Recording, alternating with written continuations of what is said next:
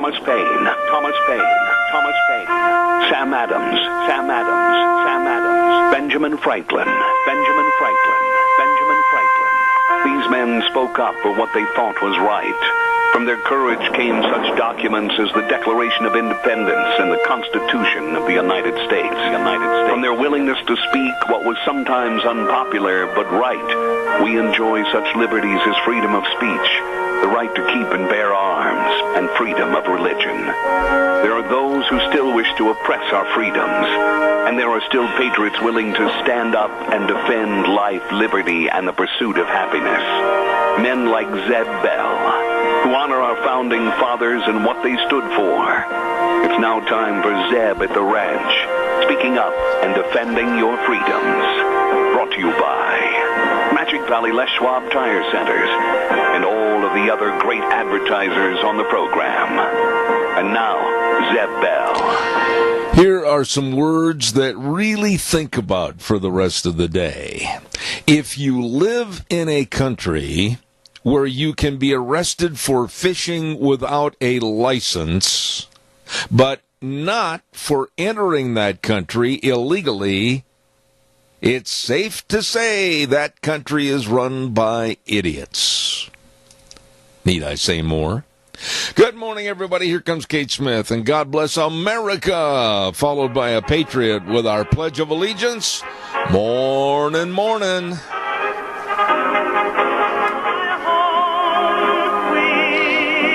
And a good morning to you on a, I hate to see it, but we need it. I know, but for a guy on crutches, boom, bang, boom. Down I go on the snow and the ice. It's snowing out there. Morning, Zeb at the Ranch with our major sponsor, your Magic Valley Les Schwab Tire Centers. All 7 locations serving you. Big Founders Day celebration going on. And, of course, some of our great advertisers like Burley Physical Therapy and Rehabilitation at 1263 Bennett Avenue, Suite 2 in Burley, helping you get back to being you. Right now, let's go to the phone line and have our Pledge of Allegiance. Good morning. Good morning, sir. Well, he's up. All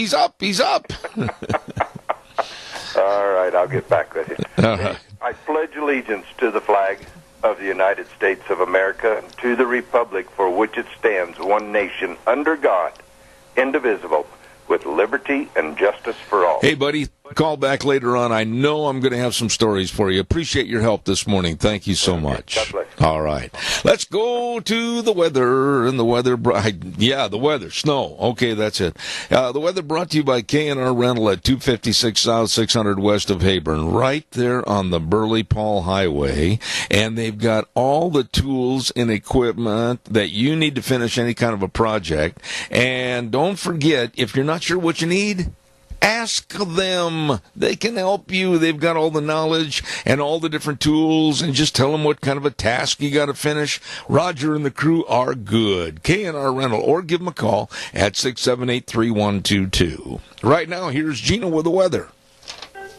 Somebody has been doing their snow dance. We are looking at some snow showers for today. Here's your weather forecast. For Zeb at the Ranch, snow showers off and on throughout the majority of the day. A little on the breezy side, and we are expecting accumulations of right around an inch, high of 34. Tonight, 20% chance of snow showers. That's going to be dissipating as we move into the overnight hours.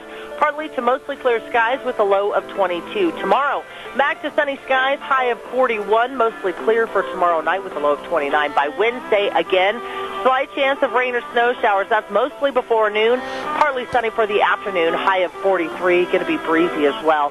For Wednesday night, 30% chance of snow with a low of 30. And for Thursday, mostly sunny and 37. That is your weather for Zeb at the Ranch. Well, I guess it's still winter. Thank you, Gina, very much. K&R Rental bringing you the weather. Sounds like we got a lot of angel dandruff coming down. 256 South, 600 west of Heyburn, right there on the Burley-Paul Highway. You call them and ask questions or stop in and see Roger and the crew. Number 678-3122, K&R Rental. Really good people. Speaking of really good people, let's not forget our friends at Daryl's Cleaners. Hello, Kevin. Hello, Cindy. Hello, everybody over there. You know what? You got a whole bunch of clothing there in the bags in the corner of your closet, don't you, Bunky? Well, listen, you haven't had time to go get it washed? Well, take it in to Daryl's Cleaners. They will wash, dry, fold, and iron all your clothes. Yeah, just like Mom used to do. You stop in and see them today at Daryl's Cleaners, 1223 Albion Avenue in Burley. Absolutely, they are the best. Calls welcome, 436-2244, 1-866-927-4587. Want to remind you, too, the Lincoln Day Banquet is going to be held on Saturday, 24th of February at the Burley Inn. The meet and greet starts at 12 noon. That's where everybody, they go up and they say, hi, I'm so-and-so, and I'd like to introduce myself. And the politicos will be there, and you can ask questions, and you need to demand answers. And the tickets are $25 at the door. They're going to have an auction, and lunch is at 1 p.m. Meet and greet noon, lunch at 1 p.m. at the Lincoln Day Banquet for this year at the Burley Inn on Saturday, February 24th at high noon. Lincoln's birthday today. I don't know if you've got the day off or not, but here we are on the radio, and we're going to be here till 11 o'clock, and your calls are welcome and appreciated. I'll get into my first story momentarily, but I want to talk to you a little bit about Ramsey Heating and Electric. Hello, Rita Glenn, everybody. Hello. All your heating, cooling, and electrical needs. Yeah, that's not brag. That's a fact. And they're open at 7:30 in the morning till 5, Monday through Friday, at 2600 Overland Avenue in Burley. Now, the number to call is 678-0459. I'll repeat that number, 678-0459.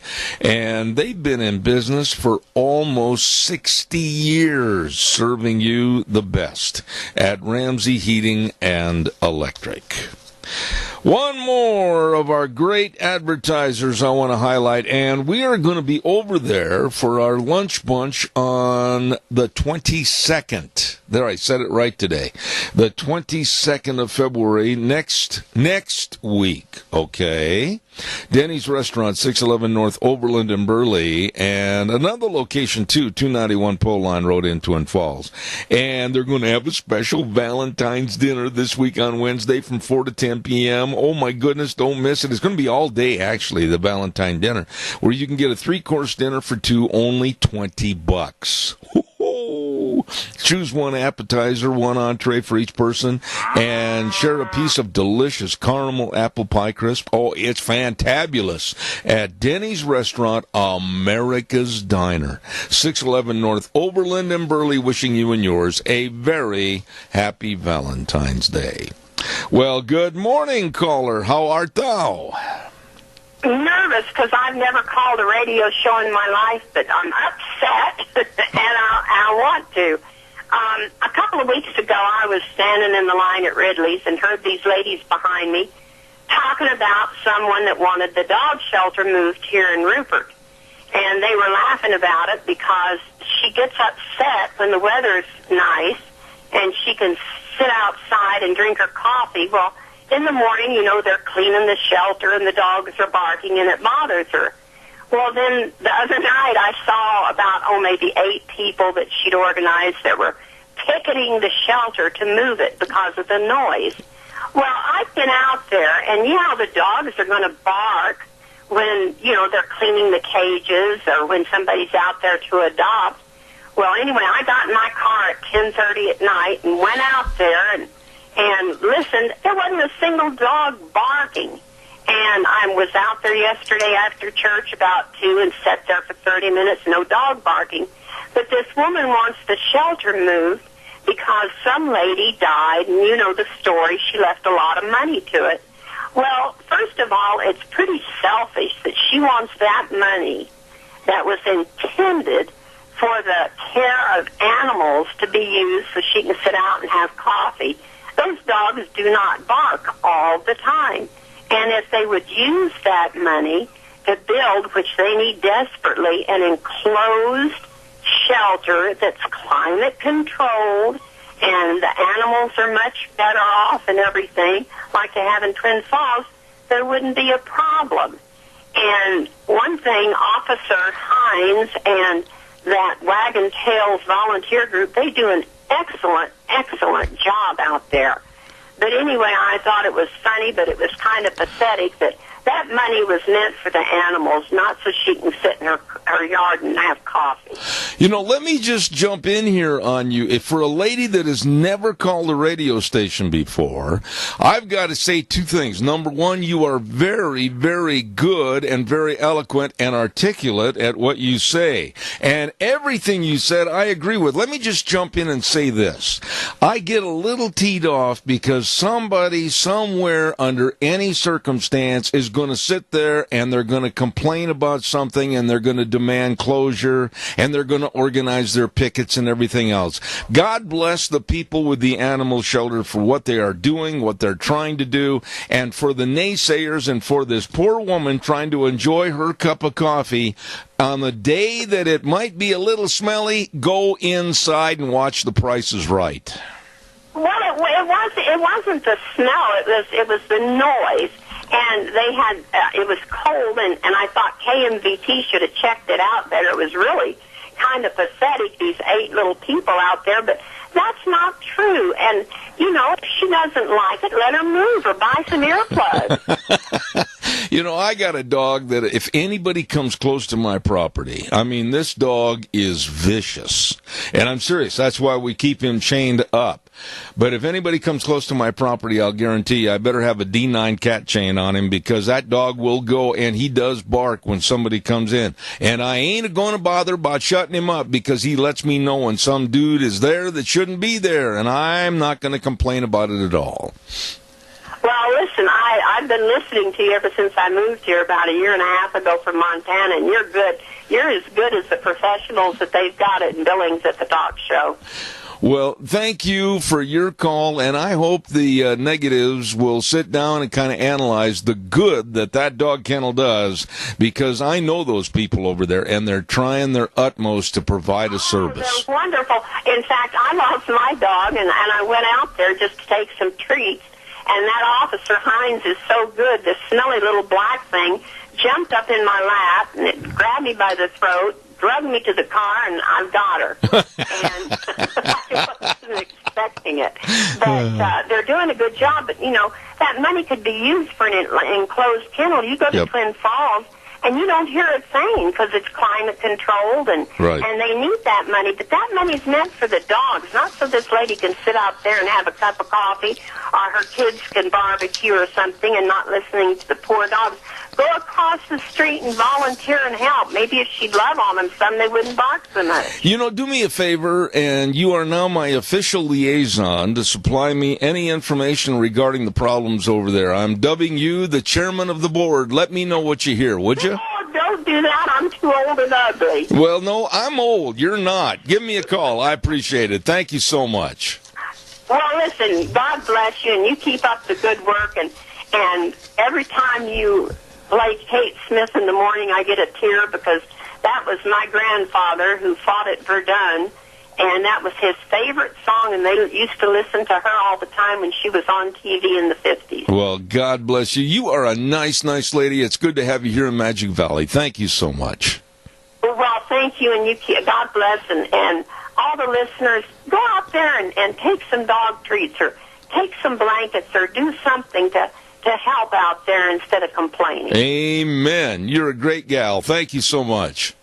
All right. Bye-bye. Have a good one. Wow, she's a nice lady and tells it like it is. You know, I know the people over there and what they're trying to do and the service they provide and everything, and I get a little bit miffed. No, that's not good verbiage. I get very teed off at people that complain, and those are the ones that don't do anything. All right, let's get some ads in here. My goodness sakes, I'm running a little bit behind. Pomerelle Place. Hello, all the folks over at Pomerelle Place, a place for senior living at 1301 Bennett Street in Burley. My, they are good. And the number to call, 677-8212. Now, don't live alone. Don't live alone with the hazards of loneliness and isolation, and you might slip getting in and out of the bathtub or whatever, and not eating correctly. Like I said, a Pop-Tart is not a great big meal, and you might miss your medication. Well, listen. At Pomerell Place, it's a place for senior living that offers the ability for seniors to maintain their independence both safely and comfortably, but yet protectively. So please remember to give them a call. 677-8212, Pomerell Place in Burley. And we also want to acknowledge our dear friends with Dino's Septic Service. Da-da-da-da-da-da, the big truck coming into your yard that says, smells cargo on the way. Well, let me tell you, they do the job you don't want to do. They take care of all the septic inspections and the liquid waste removal. And, of course, the septic tanks are pumped. Oh, yeah, and they do it fast, fair, friendly service, the best. Dino Septic Service. Give them a call. Rupert 436-6526 or in Burley 678-1638. The best at Dino Septic Service. Call them today. Give me a jingle on the landline 436-2244. 1-866-927-4587. I want to talk to you about West Branch, Ohio in just a moment. And they have got, and I'm going to just tell it like it is, guts and nerve. And we're going to tell you why momentarily. Don't forget Burley Physical Therapy and Rehabilitation at 1263 Bennett Avenue, Suite 2 in Burley. Oh, my goodness sakes. They've got the greatest physical therapists in the world right there. Headed up by Nick Greenwell and the staff. They know all the exercises. They can help you after a surgery or maybe a bad accident, a spill, a sprain, a strain, whatever. Please get a hold of them and talk to them. And they've got the only hydrotherapy pool around this southern part of the state. I've walked 1,000,000 miles in there to get my legs back in shape, and I appreciate them. Burley Physical Therapy and Rehabilitation, 1263 Bennett Avenue, Suite 2 in Burley, and the number 678-1191. West Branch, Ohio High School was warned, and I cringe when I say that word warned because I don't like people warning other people. You know, like, I don't want you to do that anymore or else. You better not do that anymore or else. The or else just makes me furious. Well, West Branch, Ohio High School, before their athletic contests, they bowed their heads and they prayed. Now, let me back up and say that when I was in high school and played sports and also in college, we prayed before our games. And I could say a little bit facetiously, the way we played sometimes, we needed a prayer. But anyway, we prayed before our games. Well, along comes the freedom from religion crackpots and kooks out of Wisconsin. Yep, that's the group. You can't pray. What's the matter with you? We're going to come after you. You stop that. They're the ones that have come after the coaches at various states. They're the ones that have come after the school boards and everything else. Yeah, you stop that praying. We don't want you praying anymore. Well, the people in West Branch, Ohio, have got a lot more backbone than what the Freedom from Religion group thought.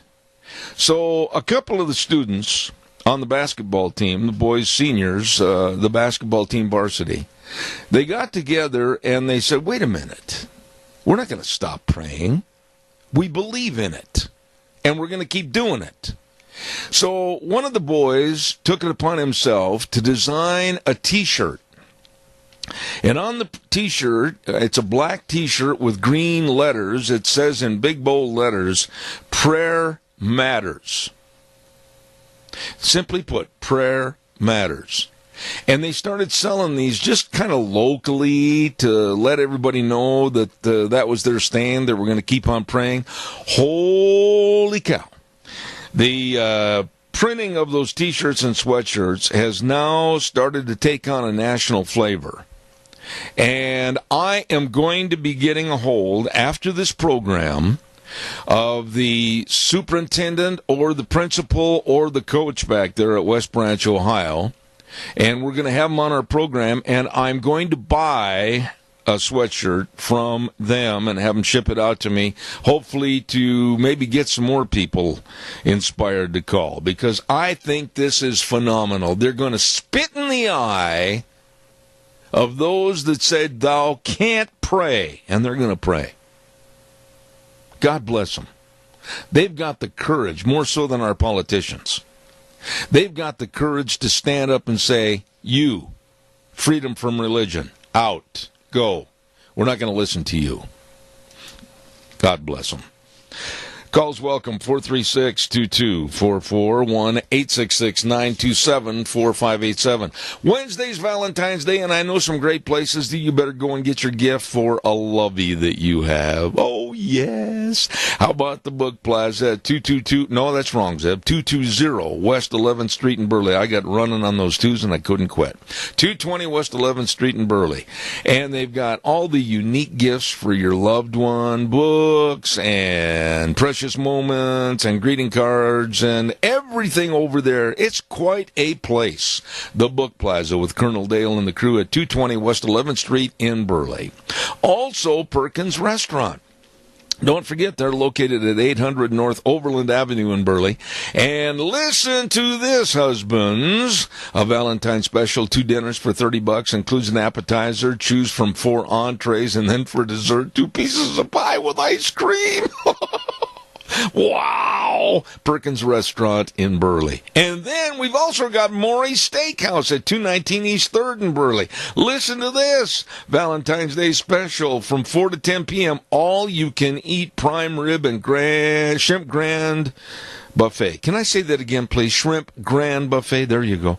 Wow. All you can eat. They're in trouble. And they're going to also have sliced ham, sliced turkey, all kinds of goodies there for your lovies on Valentine's Day at Maury's Steakhouse in Burley. And those are some great places making sure that you celebrate Valentine's Day. All right, give me a call, 436-2244, 1-866-927-4587. What do you think about the kids at West Branch, Ohio? And they've got the nerve. They're going to stand right up to that freedom from religion. If I was one of those kooks and crackpots with the Freedom from Religion organization, and I thought for a minute that I would go into West Branch, Ohio, and kind of make those people kowtow to our wishes, their wishes. Guess again. I got a feeling those people in Ohio are doggone tough, and they will look you in the eye and tell you not to let the doorknob hit you in the posterior. Oh, we're going to talk about purely evil Linda Sarsour. She is a Muslim woman that is spreading hate and strife all across this United States. And we're going to talk about her in just a moment. Also coming up, we're going to be talking about dipstick actor Robert De Niro. He must hate America. He really must hate America. After America has supported him in all of his films and everything, we're going to talk about him. And then we're also going to talk about Kim Jong-un's sister. Now the media is treating her like a rock star. But right now, we're going to give away a dozen cookies. Yes, sirree, to first-time winners only. And the cookies are provided by Sophie's Chatterbox at 530 East Street in Rupert. Oh, they've got a bakery. Oh, they've got a restaurant. And in that bakery, I want to tell you, they make wedding cakes now, and they cater weddings. They sent me a picture of the wedding cakes they make, just some of the wedding cakes they make. My goodness, are they talented. And, of course, they make all the homemade breads and the biscuits and the cookies and the cakes. It's fantabulous. And then, of course, they've got a great restaurant at Sophie's Chatterbox, 530 East Street in Rupert. Here is the question. It's an easy one today. On the television show Gunsmoke, what was the name of the saloon that Miss Kitty owned? What was the name of the saloon that Miss Kitty owned on the TV series Gunsmoke? Call me at 436-2244 or 1-866-927-4587. What was the name of the saloon that Miss Kitty owned. Give me a call quickly at 436-2244, 1-866-927-4587, and you might be the lucky winner of a dozen cookies from Sophie's great Chatterbox. It's a wonderful place. By the way, we have a caller already. Good morning. You're on the air. Good morning. Good morning, Zeb. Yes, sir. Hey, that'd be the Long Branch. And who would you be? This would be Leroy. Well, Leroy, I got some bad news for you. There's about 17.3 million Leroys in the world, and I can't give cookies to all of them, so who are you? Clam. Clam? Clam. All right. C-A-M-M. Well, Leroy, I'm going to urge you to call them up over there at Sophie's and tell them when you're going to be in there to pick up those cookies, and by golly, enjoy them. Well, thank you, Zeb. I'm on the freeway right now, but I'll get over there. All right. God bless you, my friend. Thank you. Thanks so much. All right. It was the Long Branch. And Chester and Matt and Doc and Miss Kitty, and that was kind of the headquarters for Gunsmoke. And that's the right name, Long Branch Saloon. Calls welcome, 436-2244, 1-866-927-4587. Also want to remind you about our friends over at the Urgent Cares. I tell you what, they really have done an amazing job in serving you. And all you have to do is just get a hold of them today. Deanne, I've got a little problem here. For some reason, I'm not finding that, and we will check that out in just a moment. Evidently, I knocked all my... There we go. I got it right here. All the Urgent Cares, of course, located in Twin Falls on Addison Avenue East. And don't forget over in Jerome at 133 West Avenue A in Jerome. And in Burley, of course, don't forget Riverview Urgent Care at 382 North Overland in Burley.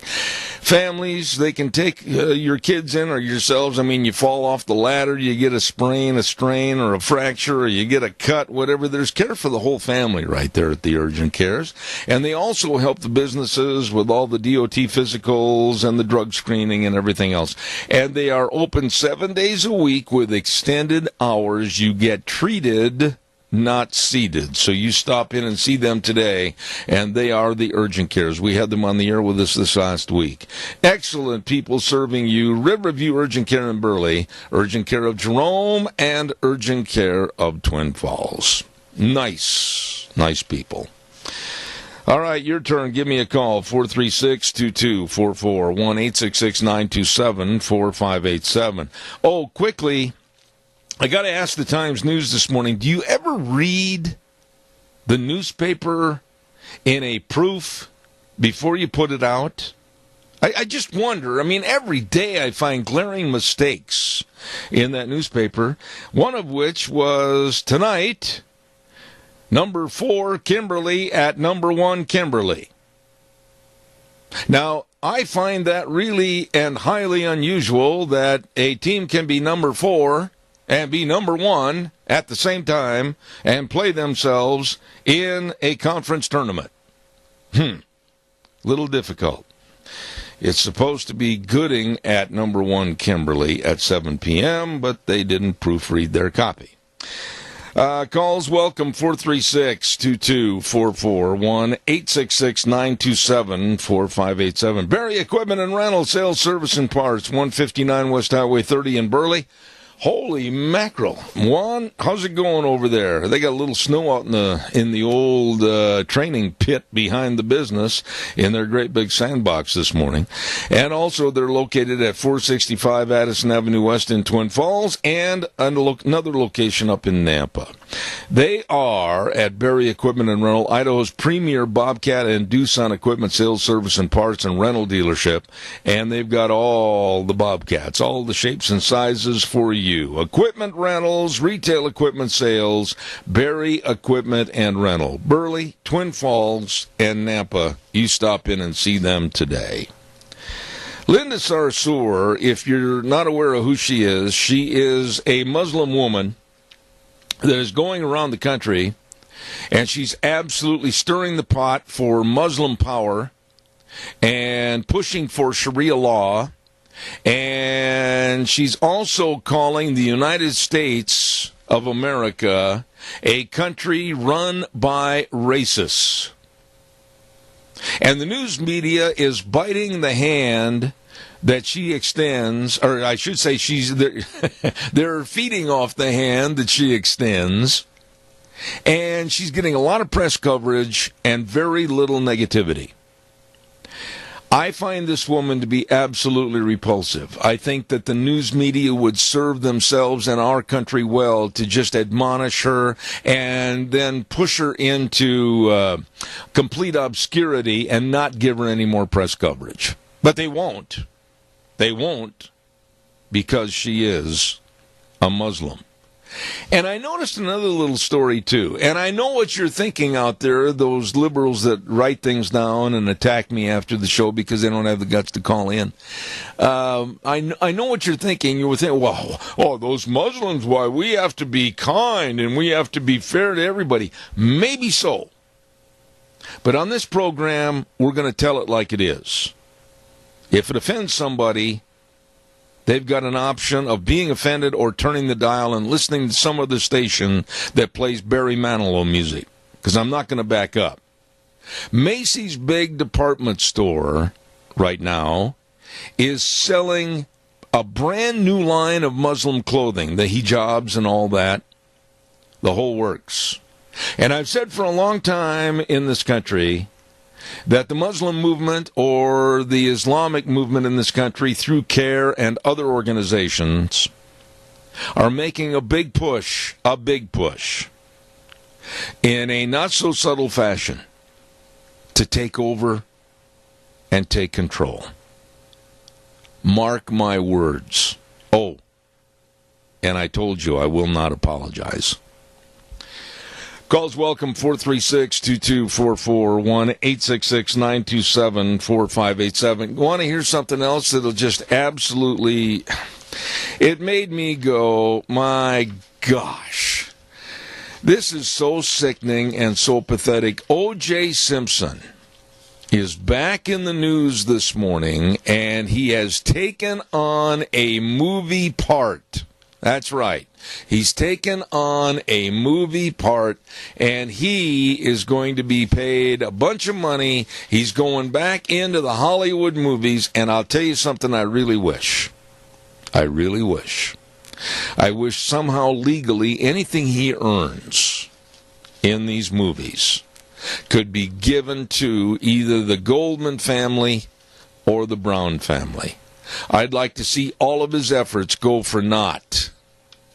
O.J. Simpson, I think one of the most despicable characters that I've ever had I'll call it an opportunity to follow, but you know what I mean. A very despicable man, O.J. Simpson, back in the news this morning.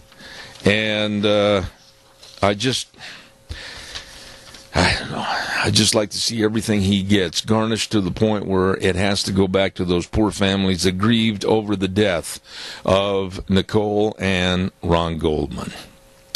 Calls are welcome, and also Robert De Niro. I'm going to talk a little bit about Robert De Niro here in a moment. Hey, don't forget the Dry Dock. Wow, Dry Dock restaurant for Valentine's Day, 181 West Highway 30 in Burley. Have you ever eaten there? Whoa, it is good. Whoa, the service is good. You always get a great, beautiful view of the Snake River and fantastic service. They've got a Valentine special, a 10 to 12-ounce New York steak and 3 tiger shrimp, or a 6-ounce salmon with 3 tiger shrimp, and it is good. You better call for reservations. Yep, this is good through this Wednesday, Valentine's Day, and Friday and Saturday. Make a reservation at the Dry Dock. Oh, that's good eating. 181 West Highway 30 in Burley. Well, let's see what else have we got here in the news this morning. And that's Robert De Niro, actor Robert De Niro. I have never liked the guy. I have never liked him as an actor. I have never liked him as he is kind of taken on the job of being an anti-Trump spokesman, and he was the guy that came out in a absolutely filthy tirade, and it was laced with filthy words, and he said he wanted to punch Trump in the face. Well, now he goes over to another country overseas, and he gets up and he's asked to speak, and he gives a great big tirade against the United States, and we're all a bunch of idiots and insane because we elected Donald Trump. Caller, good morning. You're on the air. There's no cease to, or anyway, yeah, their stupidity just outdoes itself every time. I wish that the next movie that De Niro was in, I don't care what kind of a movie it is or whatever, I wish the box office would remain open, but they're not selling any tickets. Well, the American people have been speaking to Hollywood. Look at their award shows. Look at the attendance for that. Look at their movies. Look at the one that was supposed to be the big blockbuster where the Pentagon Papers or whatever that one was. Mm-hmm. And that was supposed to be a big blockbuster, and it fell flat on its face. So, I mean, they're as bad as the NFL. They're shooting themselves in the foot. They're calling the people that pay their wages stupid. Well, the Leonardo DiCaprios and the Matt Damons and the Robert De Niros and the others, I don't know who in the world they think they are up on a pedestal speaking down to us. Now, the last time I looked, in order to have a big money-making movie, you need people to buy tickets at the box office, right? Well, the little people, according to them, are going to flock to see their films. I'm not. No. I go to a movie maybe once a year. And I'm going to go to the one that Clint Eastwood just put out. Yeah. You know, someone like Clint Eastwood, a conservative, puts out a movie, yes, I'll support him. But De Niro, I won't even walk across the street. You know, it's interesting to hear you say that about going to the movies. And Deanne just walked into the office here, and she's doing some work on the computer. I don't think, tell me, Deanne, how soon or late of time has it been since we've been to a movie at a theater? And she kind of just shrugged her shoulders and rolled her eyes, so I take that as many years. Yeah, it's amazing how these people think they can take your customers and make your customer mad and then expect them to spend money at your business. Well, sure, it's the same way with your business, and I don't want to put you in the spot of saying something that sounds negative, but if you were to get on the air and condemn everybody and say they're all stupid and everything for electing Trump, holy cow, I bet you there's a lot of people that are not going to show up at your door. And there might be a few not show up my door because I am a conservative, yeah, and I want what's right for America. Well, yeah, but the same is true for me, though, Doug. I mean, I have the risk every day for 3 hours of offending somebody on the left because I say the Democrats have no plan, they have no program, and really they have no common sense, and I guess maybe they might be offended by that. Yeah. But they say they don't like something, they're going to protest it. But I have yet to see one of them come up with a plan to fix it. Well, you know, look at the case, and I'm going to get into this quickly because I got to do a weather forecast, but look at the case of how absolutely repulsive our media is right now. Whether it's CNN, whether it's the New York Times or the Washington Post, it doesn't make any difference. They are relegating to a star power the sister of North Korea's Kim Jong-un, and they fawned over her, and they made her a starlet over at the Winter Olympics while our Vice President Pence was seated one row below her. They hardly acknowledged him being at the Olympics, and they just fawned over her as to how wonderful and lovely she is. I find that repulsive. I do. That just tells me that they hate Trump more than they love America. They would want to build up a dictator's family that is involved in mass killings, mass graves, mass elimination of anybody that's against their policies in North Korea, starvation, and they're going to build somebody like that up. Our media is sick and perverted and twisted. They are. Isn't it amazing? We got America. We don't have to mandate the Constitution and the Bill of Rights, but you got a socialist country like North Korea, you have to mandate how that thing runs. That ought to tell you right there. If you got to mandate it, it is not good. Yeah. I was so repulsed when I saw some of those headlines and read some of the stories. I got one right here, as a matter of fact, and I can give it to people verbatim in case they question me, that the major networks like CNN led the charge, tweeting out an article with the title claiming that Kim Jong-un's sister is stealing the show at the Winter Olympics. You know what? I have no time for these people. And the North Korean family, the Un family, I just wish they were undone is the way I'd say it. Yeah, and comparing her to our First Lady, oh the my sickest goodness. thing I have ever heard of. I couldn't agree more. Now you've made me mad and I got a weather forecast to do. Go on, say your tagline. It's time to go. Do one more thing, and I got to say, I've had a couple people come up and thank me for me speaking out for the senior center. I'll bet they have. I really appreciate that. I'll bet they have. So everybody, let's do what we can. Let's take care of the seniors because it's not going to be much longer. We're going to be there, and we're going to need some help. So let's hopefully somebody will step up and help us. What do you mean, not much longer, Kimosabe? Well, I'm trying to give you the benefit of the doubt, buddy. It's beyond that. God bless. All right, take care. Hey, our weather forecast brought to you by our friends at Mount Harrison Audiology and Hearing Aids. Not one, but two great doctors, Dr. Christine Pickup, and don't forget the new doctor, Dr. Courtney Mitchell. They are there, and you can trust your hearing to Dr. Mitchell and Dr. Pickup.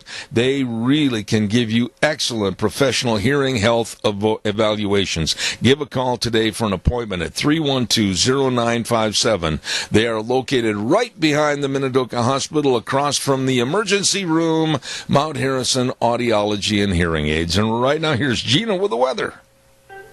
Somebody has been doing their snow dance. We are looking at some snow showers for today. Here's your weather forecast. For Zeb the Ranch, snow showers off and on throughout the majority of the day. A little on the breezy side, and we are expecting accumulations of right around an inch, high of 34. Tonight, 20% chance of snow showers. That's going to be dissipating as we move into the overnight hours. Partly to mostly clear skies with a low of 22. Tomorrow, back to sunny skies, high of 41. Mostly clear for tomorrow night with a low of 29. By Wednesday, again, slight chance of rain or snow showers. That's mostly before noon. Partly sunny for the afternoon, high of 43. Going to be breezy as well. For Wednesday night, 30% chance of snow with a low of 30. And for Thursday, mostly sunny and 37. That is your weather for Zeb at the Ranch. Appreciate it, Gina. Thank you. And, of course, don't forget, all your health goals, hearing health goals, can be obtained over there at Mount Harrison Audiology and Hearing Aids. They know they can help you. All you need to do is make a call for an appointment today. 312-0957. Mount Harrison Audiology and Hearing Aids, serving you. All right, calls are welcome, 436-2244, 1-866-927-4587. I want to see America be proud of America. I want to see the media be proud of what we are, what we've done, who we are, and where we're going. I am so sick and tired of this slamming and damning. That's what it is. Slamming and damning of this administration. Hillary still won't shut up and go sit in a rocking chair and behave herself. She's out there going all weekend, well, I just don't know what happened. The American public wanted me as president. No, they didn't. She was defeated. Hillary, go rock your granddaughter. Please, it's disgusting to think that she will not understand reality. And she's still out there playing the poor Hillary card and say, well, I'll be back. I'll be back. No, Hillary, you won't be back. You were the worst excuse ever for a presidential political candidate. Caller, 1 minute. I'll be right there. I want to remind everybody a big President's Day sale at Redder Showcase. Woo-hoo! It's going on now all the way through next Monday, the 19th. And I'll tell you, next Monday, of course, President's Day. Oh, my goodness, can you save money at Redder Showcase on the Whirlpool, Maytag, Amana, KitchenAids, and, of course, the biggest bedding department in the Mini-Cash area. And they've got up to 18 months, same as cash on approved credit. What are you waiting for? Load the car, get the kids, call Aunt Martha. Everybody get to the big President's Day sale at Redder Showcase, and they're located at 2611 Overland in Burley. Good morning, caller. Good morning. I'm really happy to be able to talk about Hillary. Oh, my, I just idol her. I think she's just such a force. And it's time for her to retire. She has nothing to offer, and I'm afraid that the Democratic Party is in big trouble. That that's who they are depending on for leadership. Well, let's just go down a list of some of the names. I'm going to throw this name at you because I know you're politically educated. Terry McAuliffe. Remember him? Vaguely. Well, Terry McAuliffe was the head of the DNC for a while and absolutely a far left winger. And then he moved into politics and was a governor. And now he wants to throw his hat into the ring to possibly be president. He's as big a liberal loon as there ever was. And you can go right on down the list from Pocahontas, Elizabeth Warren, and the rest of them. Really, what have the Democrats got to offer for good, sound family values? Nothing. Right. I'm really beside myself to come up with anything that they have done that has really made our country better and stronger and given us a reason to be more proud. I think that the Democrats have forgotten their way. Well, I would just love, honestly, and it's been every day, I dare you to tell me a day that there hasn't been a reference to Hillary or a quote from Hillary or a, oh my, Hillary's still wondering what happened, every single day in the news. I don't know why there's a resurgence of this woman that absolutely is disgusting in her habits and what she says, and honestly, I wish she'd go in a rocking chair and just say, adios politics, I'm out of here. I think that she was all they had. And you know what? They are out of talent. Well, that's not a bad thought. I really feel like there's going to be a real void out there. What good ideas that they have? Well, they haven't even come up with anything that we want to do. Look at Joe Biden. He's much, much older than I am, and he wants to throw his hat in the ring. Look at Cory Booker. All he does is go to the Senate hearings and cries. Look at the rest of these people. They're highly unqualified nincompoops. Well, I don't even watch the news that much anymore because I'm quite proud of what's happening because of the leadership that we have now, and I am pretty satisfied, and I haven't seen the Democrats lift up a finger to make any serious changes. Really, Chris, and think about it this way. I mean, if for some reason the Democrats would put Hillary back on the docket again, and she, let's say, did run for president, why and how could the American public ever want to support her for what they know now about her after the election's over a year old? Well, the thing is they've run out of good, new, vibrant people, or I don't see any, and I can't even see a whole lot of excitement coming out of the people that are running or that are doing things in Washington. Seems to me like Trump gets his way and things are getting done, and the bus has left town. I sat there and I was talking to some people this weekend about politics, and I said, why in the world, when you see a higher stock market, yes, it went into a little spin the last couple of days, but you're going to see that volatility in the market for a long time, up and down, up and down, up and down, and we're seeing more jobs. Pardon? That is the market. That's right. And we've got more jobs going on. We've got better social and economic programs. And how anybody can look at the Democrats and say, well, I'm going to condemn the Trump administration and vote Democratic. For what? Yeah. Well, and I wondered about Donald Trump when he first decided to run. And yet, through his campaign, and I think he had a very nice inauguration.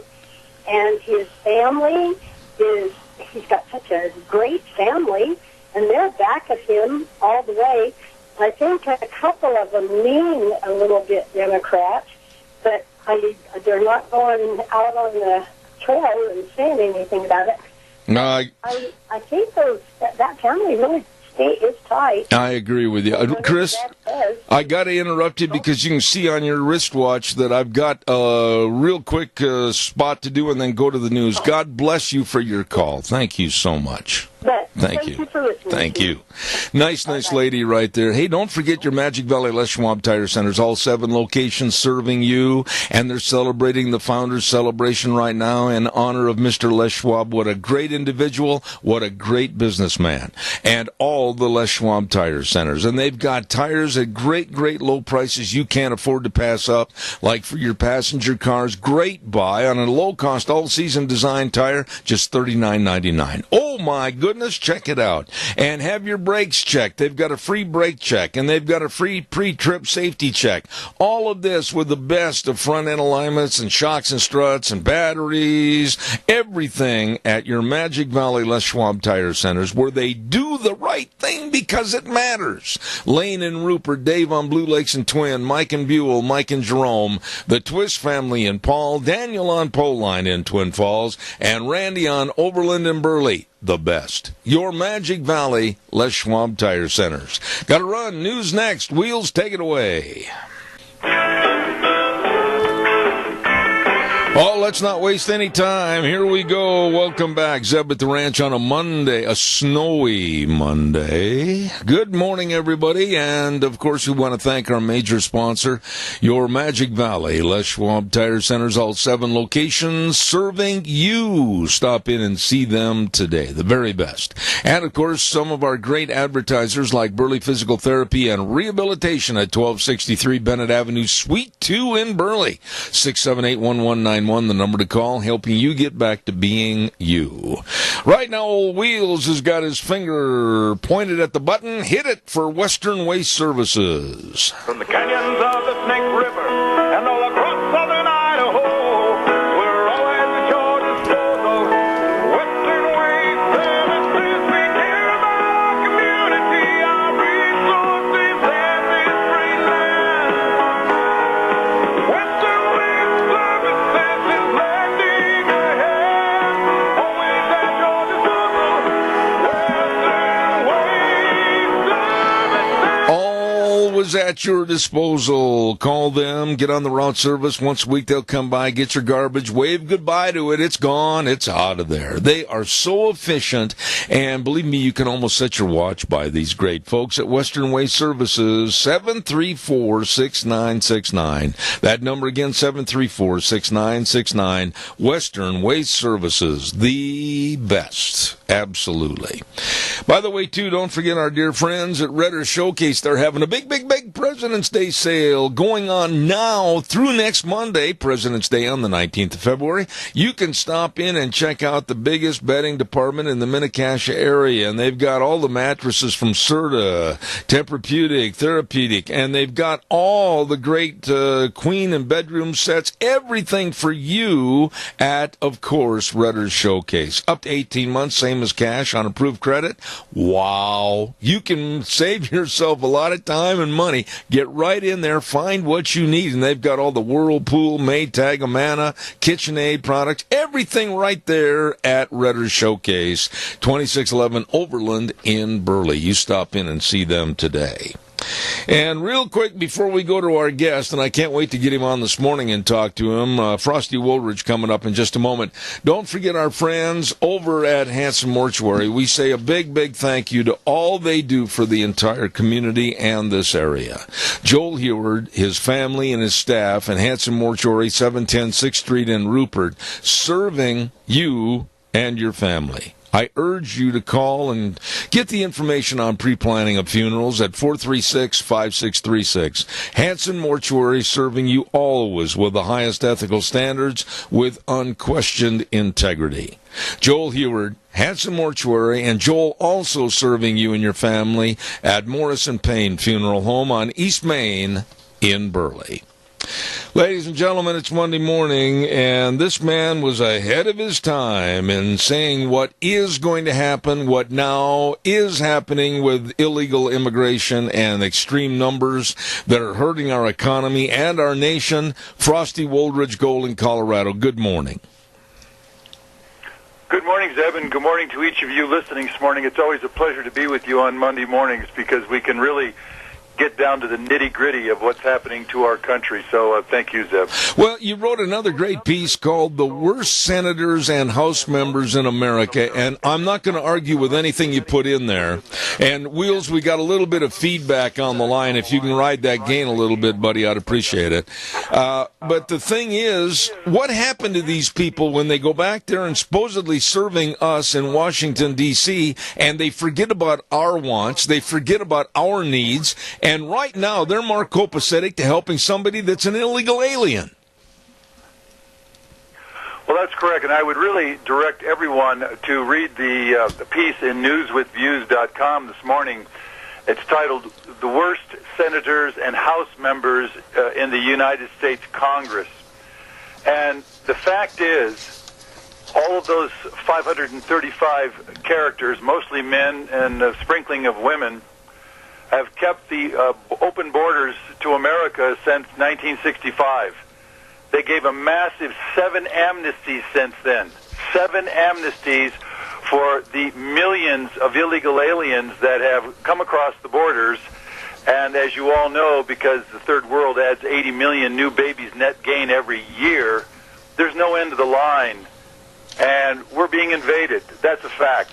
And I point out the ones in Congress that are incongruous, but the majority of them, unfortunately, are the ones that are allowing this to happen. I don't care if it's the 2 senators in Idaho or the House rep in Idaho. They're not standing up. They're not supporting any securing of the borders. Everybody's fading back into the woodwork. But when all these illegals come across the borders, Zeb, these senators and these congressmen who we pay over $170,000 a year to serve us, are actually serving the big corporations, and this is both sides of the aisle. Republicans and Democrats have not secured the borders in 40 years, and whether it's a John McCain from Arizona or an Orrin Hatch from Utah, or if it's a Dianne Feinstein in California, or a Charles Schumer, or Rubio. Marco Rubio in Florida, they are keeping the borders open, and they're doing it on purpose. And then when there's so much of a flood into this country, they then offer another amnesty. And this DACA amnesty is going to cost us probably in excess of $100 billion, with a $1.8 million on the tab at this point. And more to come, of course. And then, of course, we'll have another amnesty at some point. And, of course, no stopping of the diversity visas, no stopping of 350,000 pregnant illegal alien mothers birthing their child in our country, no stopping of the chain migration.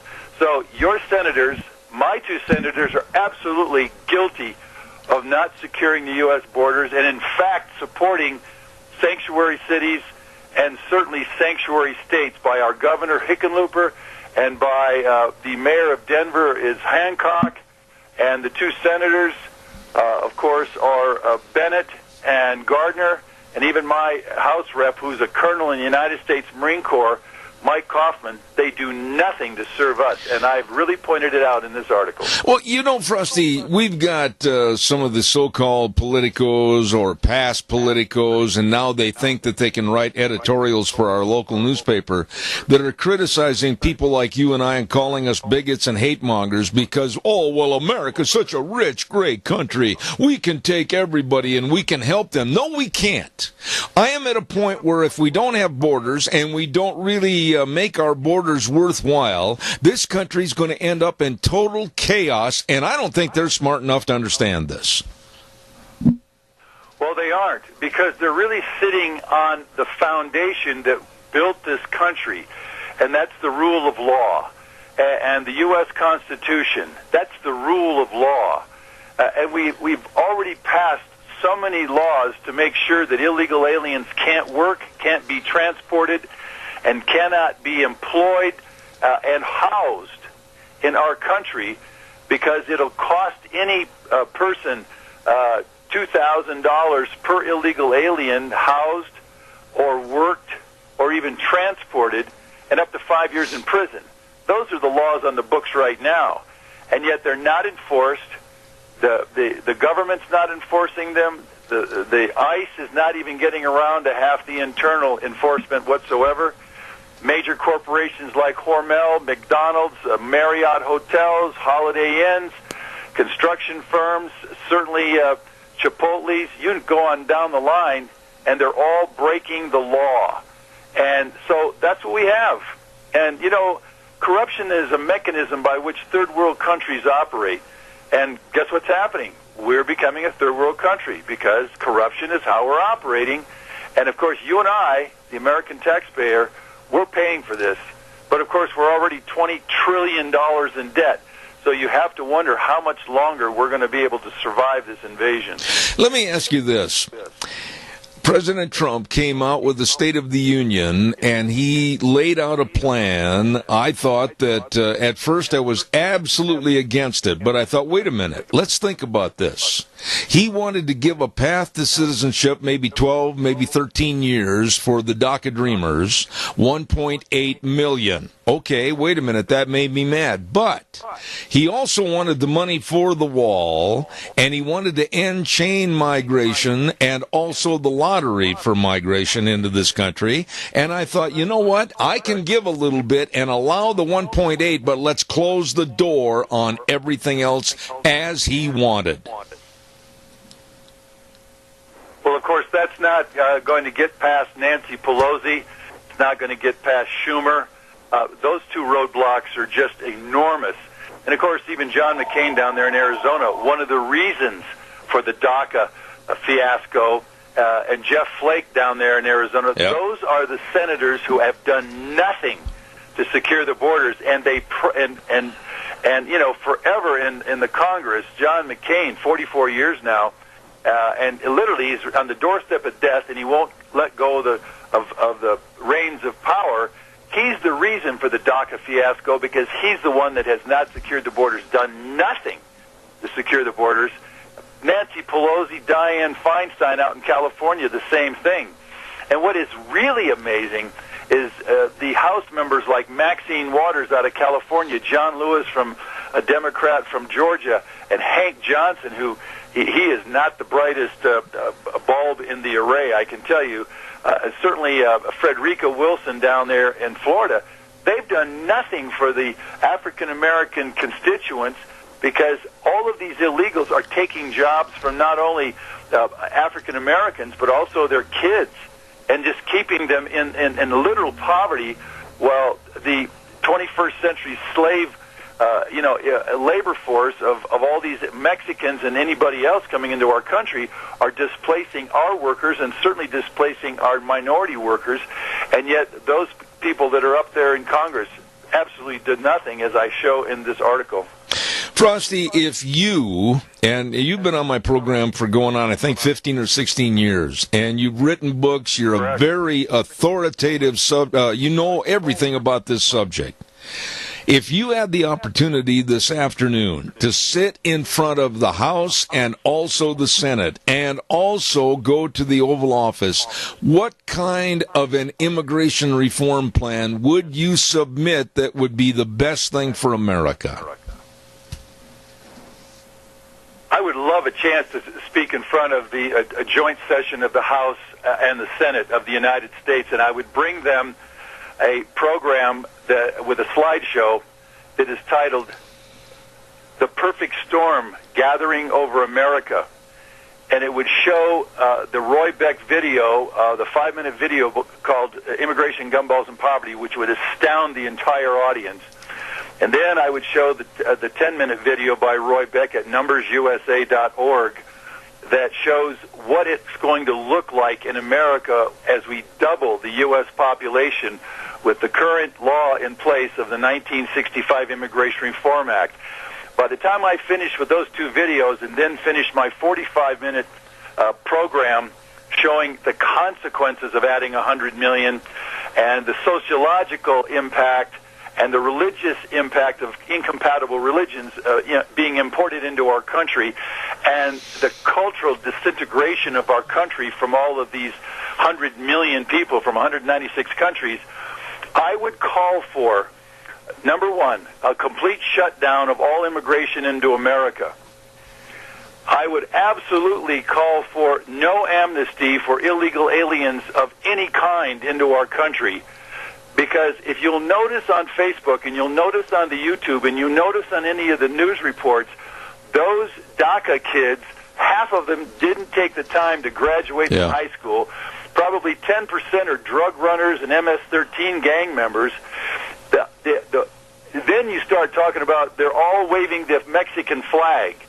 They really don't have any love for America. They're just simply using our country for their little tantrums. And so that's the harsh reality that we're facing. And the real crisis of DACA is they could immigrate, with the chain migration, they could immigrate another 10 to 15 million people into this country. So we're really being taken to the cleaners on this. I would also stop all chain migration, stop all diversity visas, and I would stop all anchor babies. It's a misinterpretation of the 14th Amendment with all these 350,000 women coming into this country, not only from Mexico, but from China and from India, from every place around the planet, just to get a U.S. baby anchoring them into our country. So you would see, if I was able to really push this, you would see those aspects really implemented immediately in order to stop this massive invasion of our country, so that this country is viable, it's sustainable, it has quality of life and standard of living, and that we, the American people, want to preserve our culture, our language, our way of life, and certainly maintain the decency and the laws that made us so successful. Yeah, but and that's what I would do if I got to speak in front of Congress. And I guarantee you, when I finished with them, they would literally, their jaws would drop, because no one is going to survive or get around another 100 million immigrants in this country. We will be so fractured and so fragmented that our culture will be gone, our cohesiveness as a nation will be gone, and as I think it was Thomas Chittum wrote in his book 15 or 20 years ago, it's called Civil War II, The Coming Breakup of America.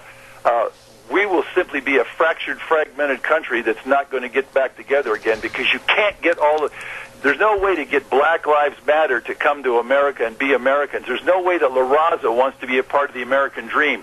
There's no way that Muslim Brotherhood, which is growing leaps and bounds, wants to become a part of America. So that's what we're facing, and that's what's coming. And this Sharia law thing with the Muslim Brotherhood, oh my God. Does anybody understand the consequences of that? Well, I can tell you I do. And it is really, really bad to mix all of these cultures and all of these different antagonistic races that have no commonality with America. So that's what I would do if I got to do that in front of the joint sessions of Congress. And or if I was Donald Trump, I would do this immediately. But you know, as well as I'm sitting here talking to you on the radio, that there are those in the audience right now that absolutely are calling you and I white supremacists, white bigots, white nationalists, any other kind of slur they can come up with, because in this day and age, anybody that wants to create the aura that we should go back and have America as what it used to be and have the moral and family values we used to have, they're going to start calling us names and ridicule us to the point where we can't get any traction. Well, unfortunately for those people that sling those names, in the final analysis, we will not be able to support or sustain, to feed or water or warm or really maintain America for any races, creeds, or colors with this next added 100 million Americans. So what I'm dealing with here are facts. This onslaught of all these people is unsustainable. And notice, Japan does not allow any immigration. China doesn't allow any immigration. No one would want to immigrate into India. No one's immigrating into Mexico.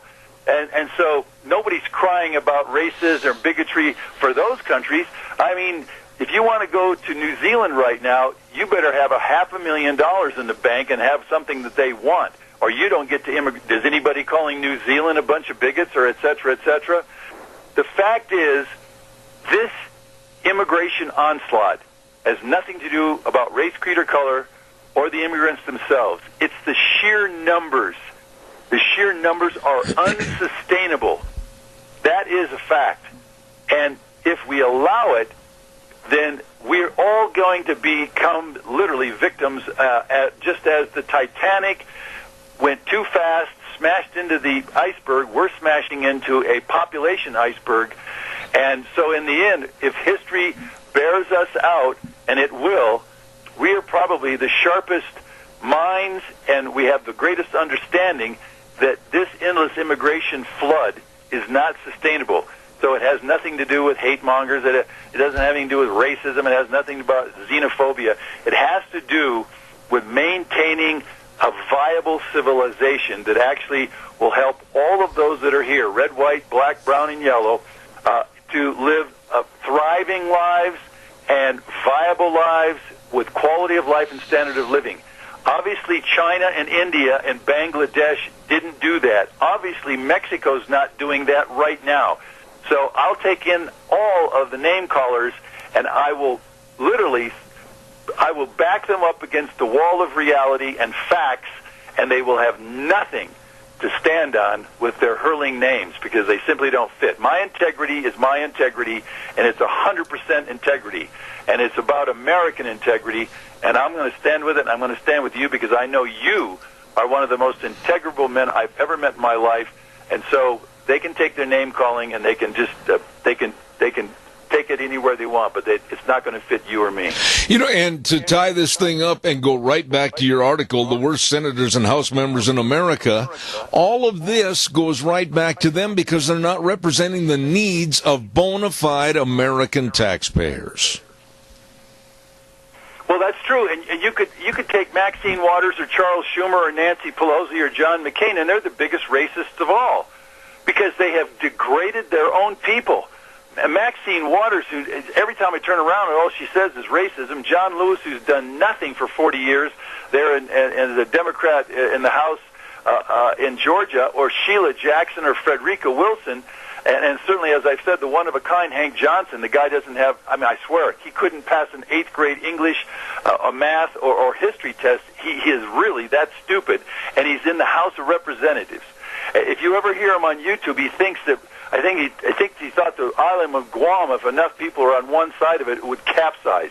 I mean, that's what we've got up there in Congress. Well, no wonder they're not doing anything. Right. And so they're the ones that are screaming and calling names, but they're the ones that have done nothing for the African Americans in this country.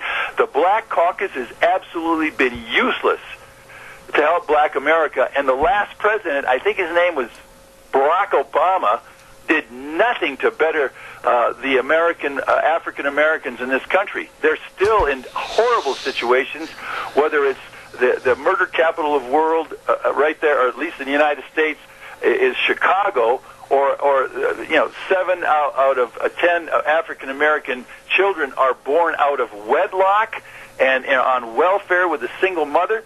Did Barack Obama do anything about that? Did Maxine Waters? No, they did nothing to improve that situation. So as you read this article, I'm just simply stating the facts. Absolutely. And, obviously, the Black Caucus has done nothing for the African Americans here in the United States of America. Absolutely. Got to run. Frosty, as usual, thank you for a great job.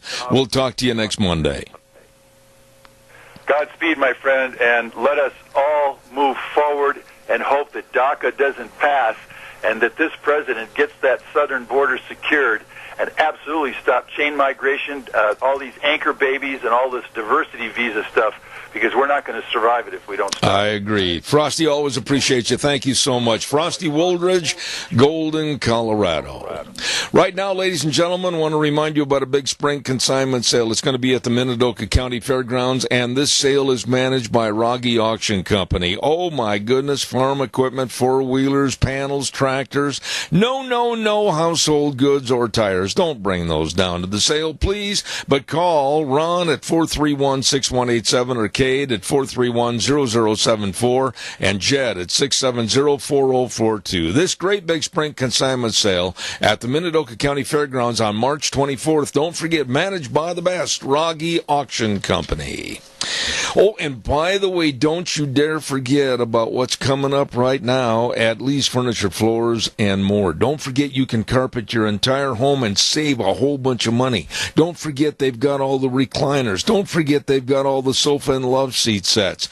They've got a sofa and love seat set over there, $4.99. New dinettes in stock, 40% off. All of this as they lead into what's going to be happening this coming Friday, Saturday, and next Monday with the big President's Day sale. All of this and more at Lee's Furniture, Floors, and More at 459 Overland and Burley with Jeff and the crew. You stop in and see the real professionals today at Lee's Furniture, Floors, and More.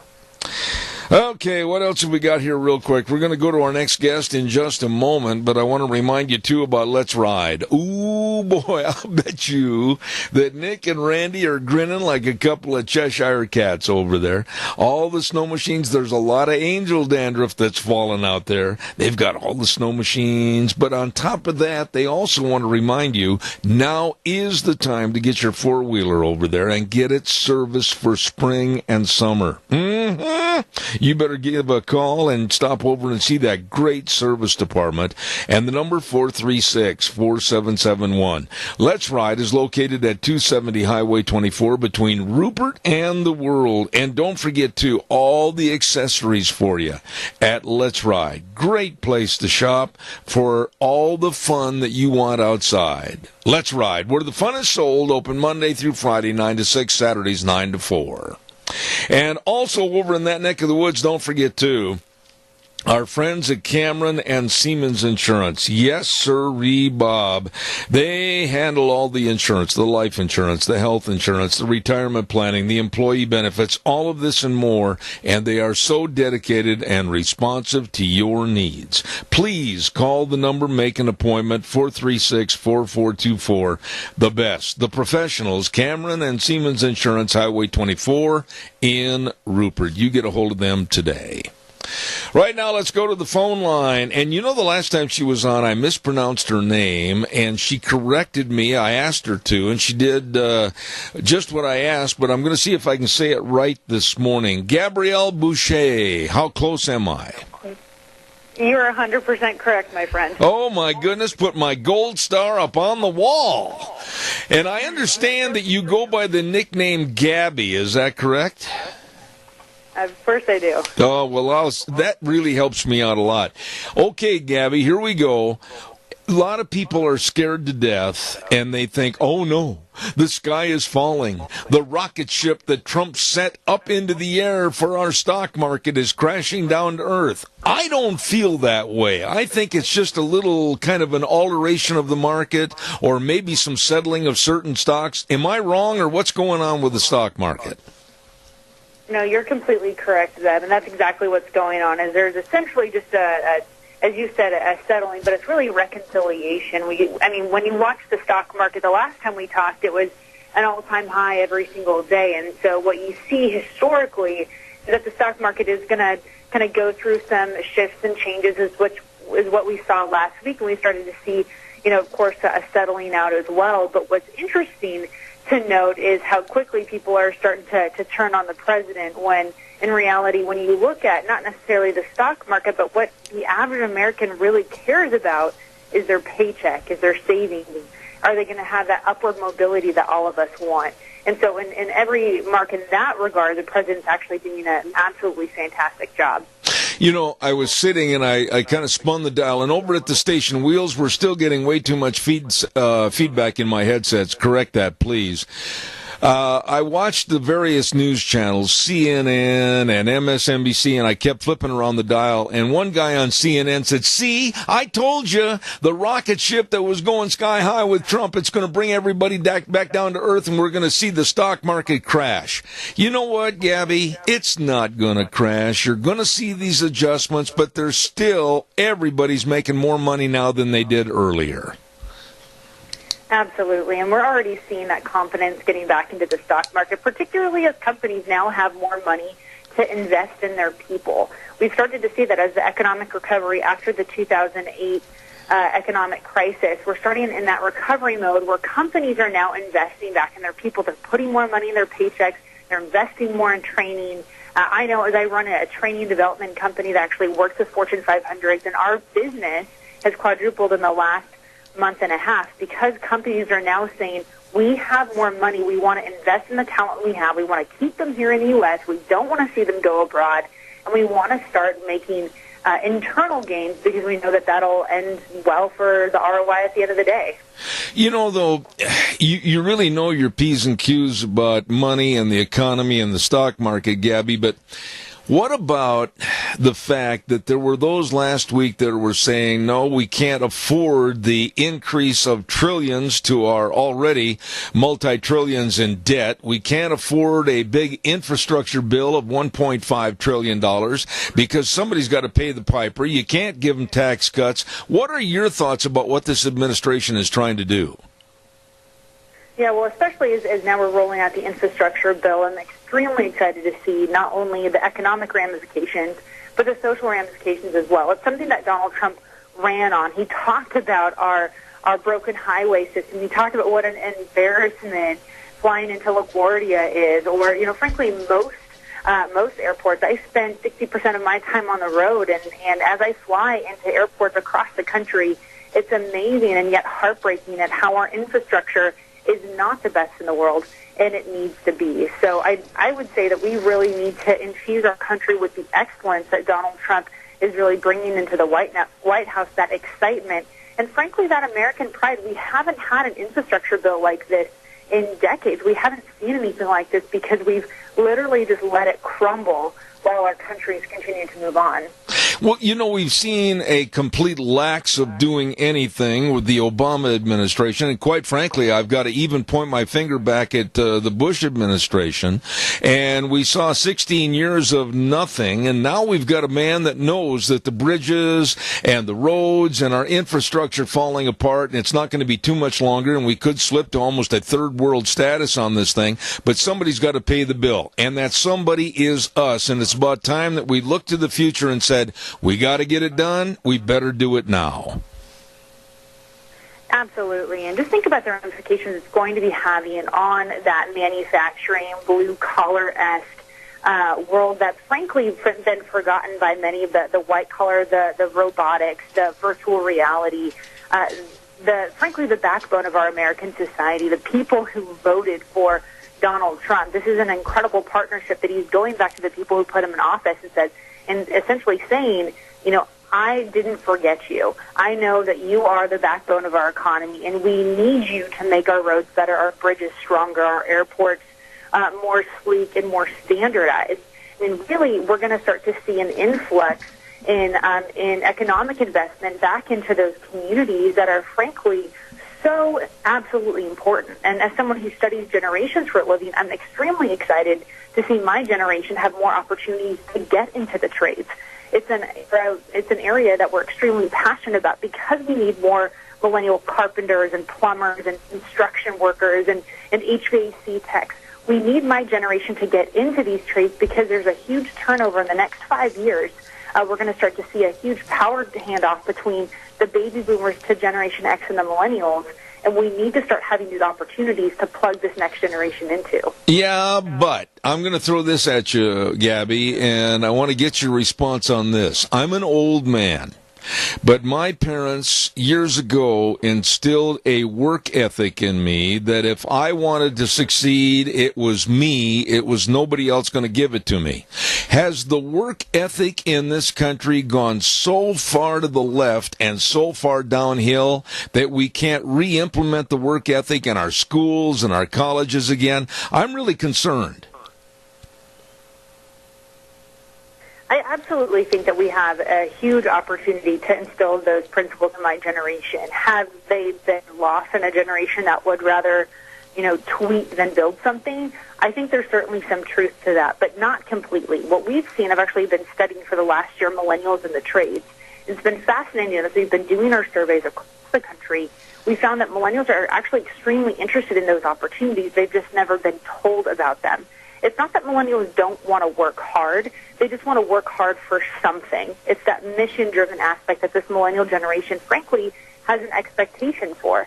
And so we're bringing with us an excitement and, frankly, an ability to do the work and do it well. But this generation is wanting to have a more social responsibility or, frankly, a partnership with the companies they're working for rather than just a paycheck.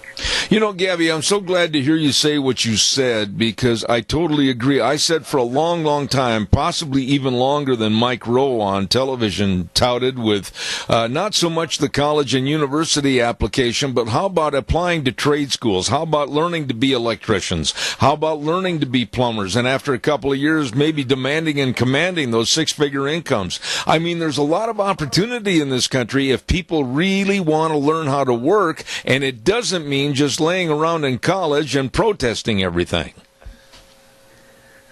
I couldn't agree with you more, and it really does come down to getting at millennials and Generation Z when they're in middle school, when they're in high school, even when they're in the middle of college or just recent graduates, to tell them about what great opportunities actually exist for them, where you can become a plumber and make more money doing that than working at a tech firm.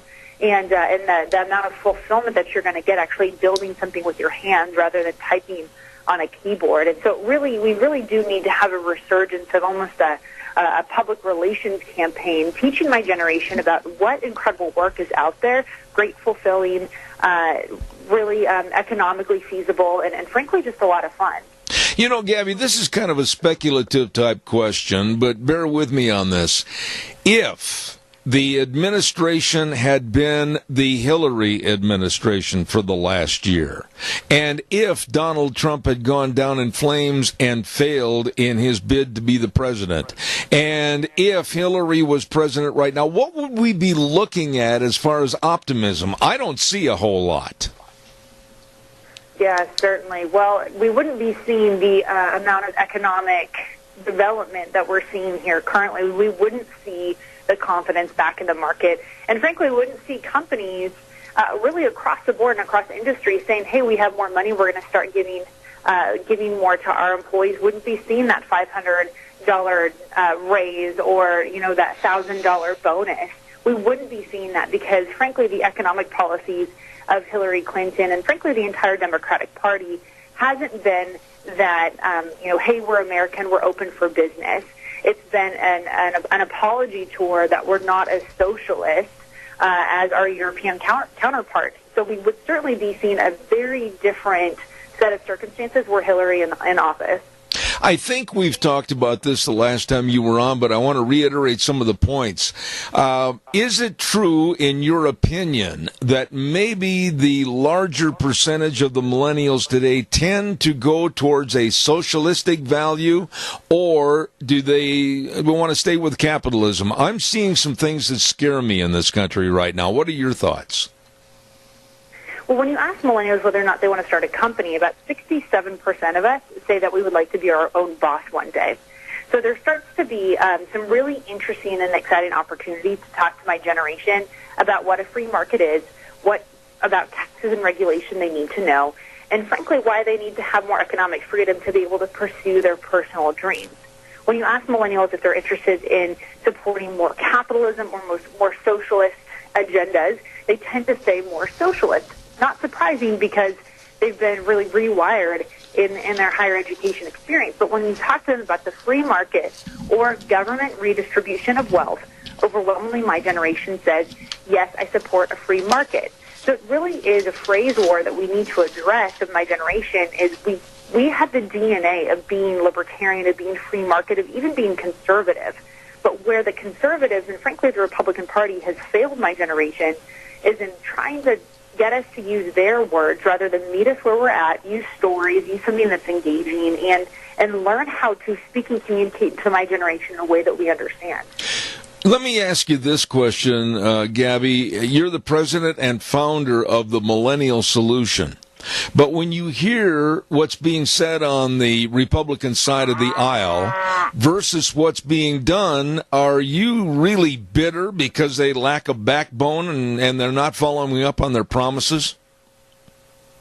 Well, of course, but I take the approach that it's really not too much of a surprise, and that's frankly why Donald Trump got in office, is to clean up the swamp, to have a different level of accountability, and frankly to call many of these legislators out on the carpet to say, this is what you said you wanted to do. My disappointment, if you could even call it that, with the Republican Party in Congress is that they haven't taken full advantage of the fact that we are in the majority. We have the power to pass bills. I mean, right now, one of our priorities of our agenda is to create a real-world student loan reform where we're not going to be having the government forgive all the student loans of my generation, but have a private sector, real-world, common-sense solution for the student loan crisis that we're in the midst of. But until Congress gets their act together and realizes that they serve the people and not the special interests, we're going to continue to see this roundabout cycle that we've currently been dealing with. And so what I'm excited about is really seeing the cleanup that Donald Trump has brought to Washington, and we're certainly going to see some interesting things happen come the midterm elections. Absolutely. We have a caller with a comment for you. Go ahead, caller, quickly. You're on the air. Well, quickly, a couple things about, what's going on with, the investigation with the DNC and the Russian collusion, and Mark Warner, Senator Warner, having involvement, which is we know he did it. And then Schiff and what he did on RT, Russian television, and all the things they've done. But the thing that makes me so mad is the lack of reaction from the Republican Party. Senator Rubio said, it's no big deal. I'm going, there was a time when I really liked that guy, and I don't know what's happening to him. But quickly on the millennials, when they have millennials, when there's an event, a religious open forum at some of the most prestigious universities in America, they are packing the joint because these young people are wanting to know about religion and Christ, and there is some hope. I'll hang up. Gabby, respond to the caller, please. Well, he's a good man. It's true. I mean, in regards to millennials and religion, this generation is incredibly inquisitive because many of them have not been raised with the biblical worldview that other generations in this country had. Where I have many of my generation, I'm a Christian myself, and they'll ask me, like, well, what does a Christian actually believe?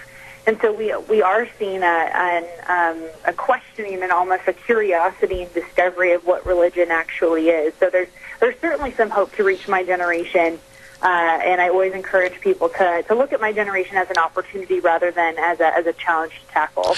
One last thought here this morning, Gabby. When you go to these various places and give speeches, whether it's at colleges and universities or wherever, how are you accepted for your viewpoint as compared to a very mellow like a Ben Shapiro or others? Are you always subjected to the hecklers, or what happens? I wouldn't call Ben Shapiro mellow. But absolutely, and I see it across the board. I mean, I see it because I'm a female business owner. I see it because I supported Trump, and I was part of his team and actually wrote his millennial talking points. And it's disappointing with a generation who really does encourage diversity and say that they support people who really embrace diverse views. But what I've seen more than anything else is those people who heckle, the people who shout the loudest, can only do so because they're in the minority. The majority of my generation is incredibly respectful, is interested in getting to know you as a person, and is open to a conversation and really does want to learn. So it's important to keep in mind, the individual versus that slight, small population that we oftentimes characterize millennials as. I tell you what, I really enjoy having you on. She is the president and founder of the Millennial Solution, author, does so much public speaking. She is good. Gabrielle Boucher, and thank you for being on the program. Please come back in the future. Would love to. Thanks for having me on, Dad. Thank you.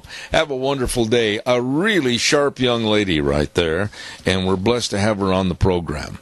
Oh, my. You know what? It's still snowing over here. I don't know how it is over in your neck of the woods, but it's still snowing here, and we're going to take a look at the weather right now. And the weather brought to you by Phillips Oaks Goodwin Crane and Company. And right now is Tax time. Oh, I hated to say that. Those are dirty words, tax time. And you need the best working for you and with you, and that's Phillips, Oaks, Goodwin, Crane, and Company. They've been providing accounting services to the Mini-Cash area for well over 50 years. The best in tax return preparation, tax planning, and bookkeeping services, retirement planning, all of this and so much more. With offices in Burley and Rupert, you get a hold of them today. The best working for you, I know they work for us. Phillips, Oaks, Goodwin, Crane, and Company. And right now, here's Gina with the weather. Somebody has been doing their snow dance. We are looking at some snow showers for today. Here's your weather forecast. For Zeb at the Ranch, snow showers off and on throughout the majority of the day. A little on the breezy side, and we are expecting accumulations of right around an inch, high of 34. Tonight, 20% chance of snow showers. That's going to be dissipating as we move into the overnight hours. Partly to mostly clear skies with a low of 22. Tomorrow, back to sunny skies, high of 41. Mostly clear for tomorrow night with a low of 29. By Wednesday, again, slight chance of rain or snow showers. That's mostly before noon. Partly sunny for the afternoon, high of 43. Going to be breezy as well. For Wednesday night, 30% chance of snow with a low of 30. And for Thursday, mostly sunny and 37. That is your weather for Zeb at the Ranch. Oh, my. A guy like me, I hate snow, I hate ice because I hate walking on it, and boy, it's been snowing here all morning long. Woo! The weather brought to you by Phillips, Oaks, Goodwin, Crane, and Company. The very best of accounting services for you, your family, your business. Get a hold of them today. It's tax time. They can and they will help you.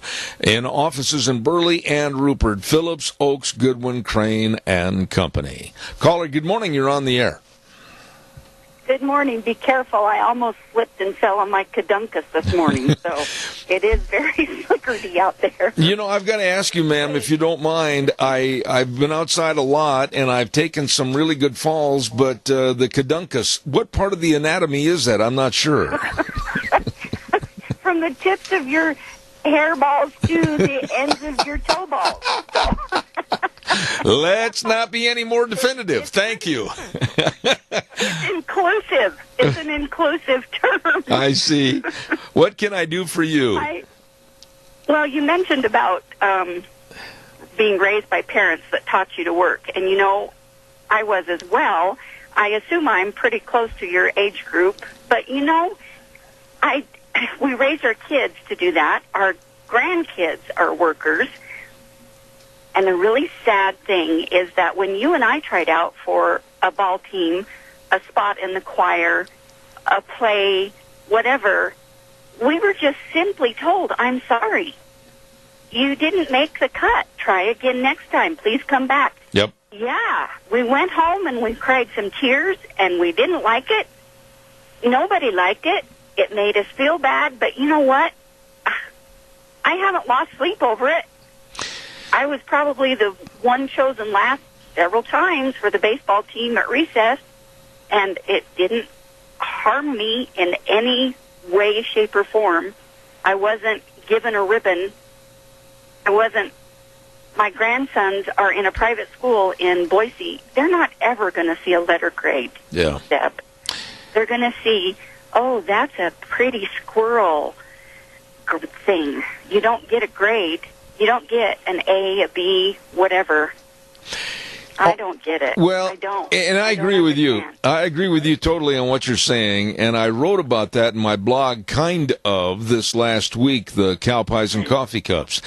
Not all trophies are trophies. And I consider my greatest trophies, bear with me just a second, I consider my greatest trophies not all my national finals rodeo buckles, not all the buckles I've received from rodeos and speaking events all over the United States.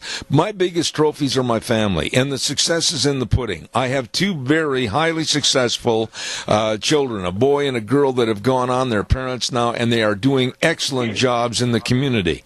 And what I get really upset about is the gimme, I earned it attitude, a blue ribbon or a white ribbon or a pink ribbon for everything you do. Life's not like that, and I'm sick and tired of the attitude and the mentality where we have to give people things just to do what is the right thing to do. Well, you know, there's only one team that it tells us that the first will be last and the last will be first. That's right. And there's still qualifications for that team. And he also told us if you don't work, you don't eat. You know, you've hit it right on the head, and joining that team is a real primary for me, especially now in my later years. I want to be the team that gets the nod to go upstairs and not take the elevator to the basement. Me too. But even having said that, Zeb, there's things we have to do. It is not, although the gift is free, we have to reach out and accept it and unwrap it. We have to do the things that qualifies us for that. It's still, if you sit on your laurels, it's not just handed to you. So people need to really think about an injustice that they're doing with their kids. Amen. You know, it makes me feel good to talk to somebody like you. Thank you for your call. I got to do a commercial break, but God bless you. Thank you. Thank you. Nice lady, sharp lady right there. Oh, I got to quickly remind you about some of the great Valentine's places to go. The Dry Dock at 181 West Highway 30 in Burley. Oh, the beautiful view of the Snake River and fantastic service, nice people. They've got a great big Valentine's Day special, a 10 to 12 ounce New York steak with 3 tiger shrimp or a 6 ounce salmon and 3 tiger shrimp. Oh, my goodness, for this Wednesday, Valentine's Day, and then again on Friday and Saturday. You'd better call for reservations because it's going to be fantastic. Great eating at the Dry Dock in Burley. Don't miss that. How about Sweetheart Manor? Wonderful people, Brenda and Alan Olson, and they have Sweetheart Manor that's great for weddings and receptions and business meetings and retirement celebrations and family parties. The list goes on and on. Beautiful place. Newly landscaped garden, outdoor sound system, everything at Sweetheart Manor, 217 South Highway 27 in Burley.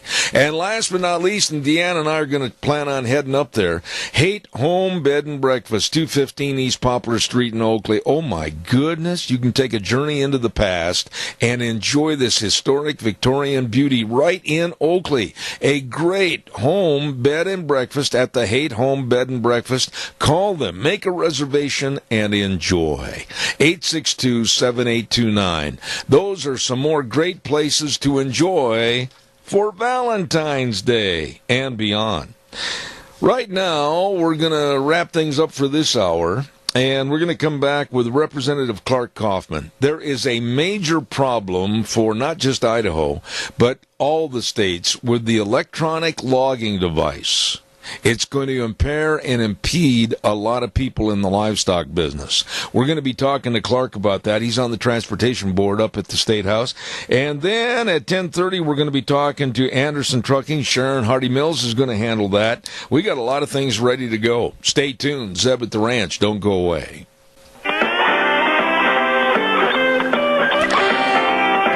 Let's rock and roll into hour number 3. Zeb at the Ranch, good morning. And we're getting quite a bit of snow here on the ground. And drive carefully, please.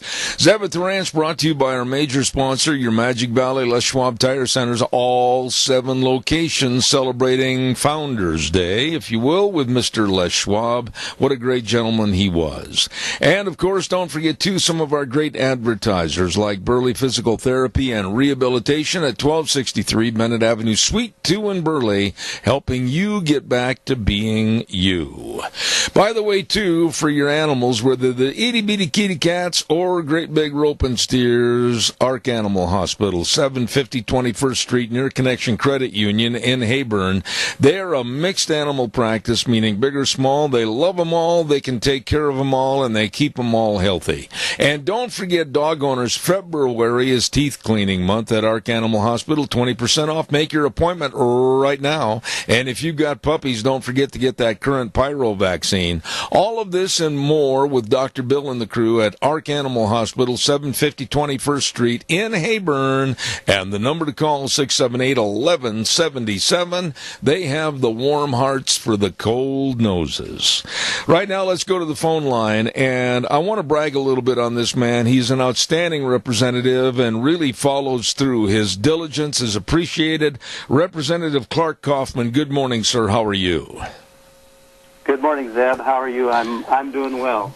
Clark, I've got to pay you a lot of respect and kudos for helping me. I was made aware about a month ago about a mandate that President Barack Obama had signed a bill calling Moving Ahead for Progress in the 21st Century. It was signed way back in 2012, but the mandate enforcement came up last month, or I should say last year in December, and it's regarding the electronic logging device. Why don't you give us a little background from what you know about this bill through the Transportation Committee up at the State House? Go ahead.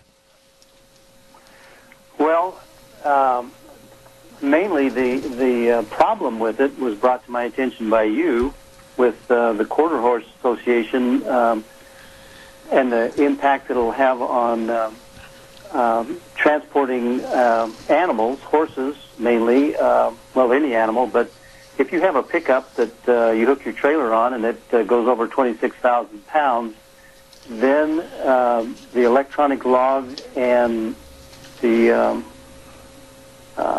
licensing changes, well, what am I looking for? The CDL. You have right. the CDL and all the rules that go with that. So I appreciate you bringing this to my attention, and I have been in contact with our congressional delegation and trying to get boned up on it. But I have a position paper from the Idaho State Police that I'm not sure is totally correct, and I think you agree with me on that there may be more to it than just what they're talking about.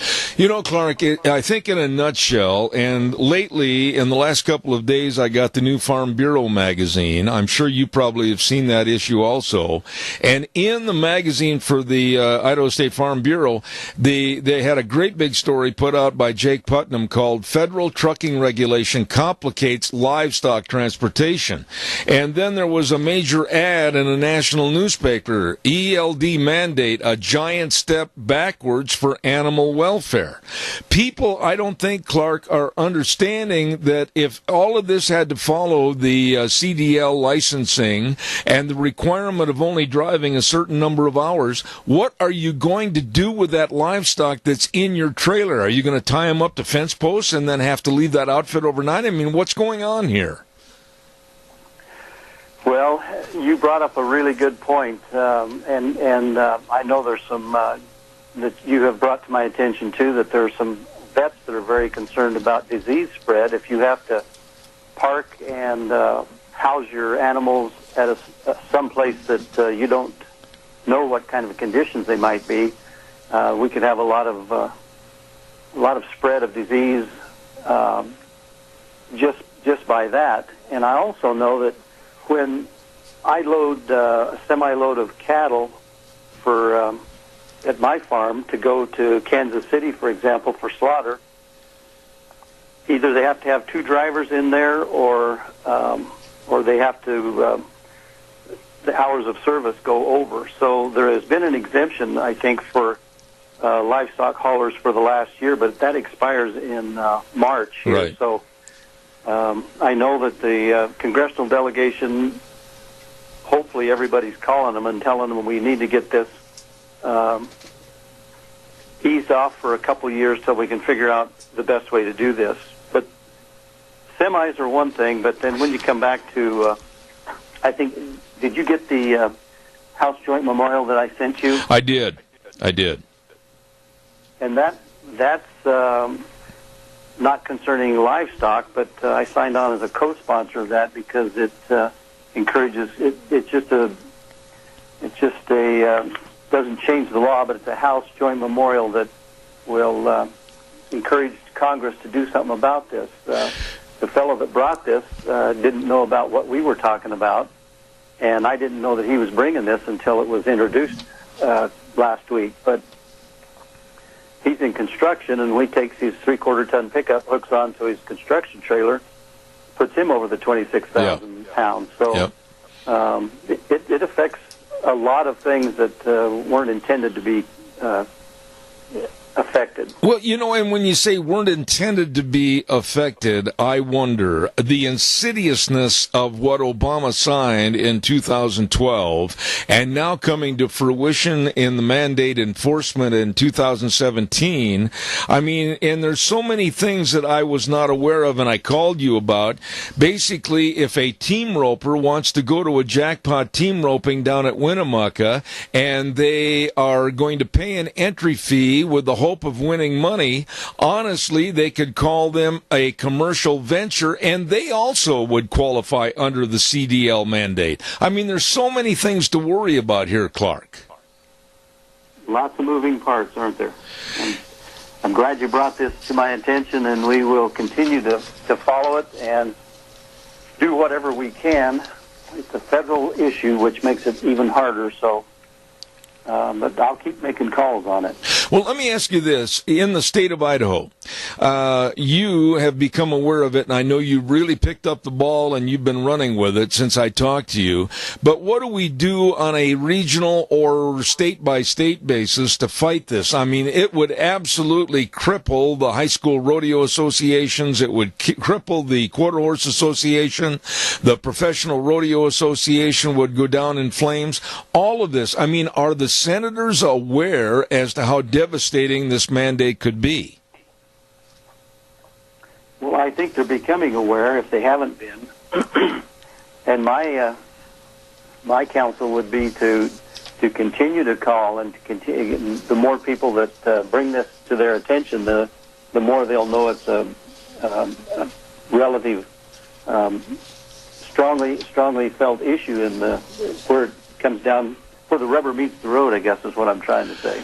Clark, when an issue like this is kind of an executive order that was signed 6 years ago by Obama, and then all of a sudden the mandate comes up last December of 2017, how many of these other things are hidden to the public where all of a sudden they jump up and they start destroying a lot of the industry and economy of the United States because people weren't aware?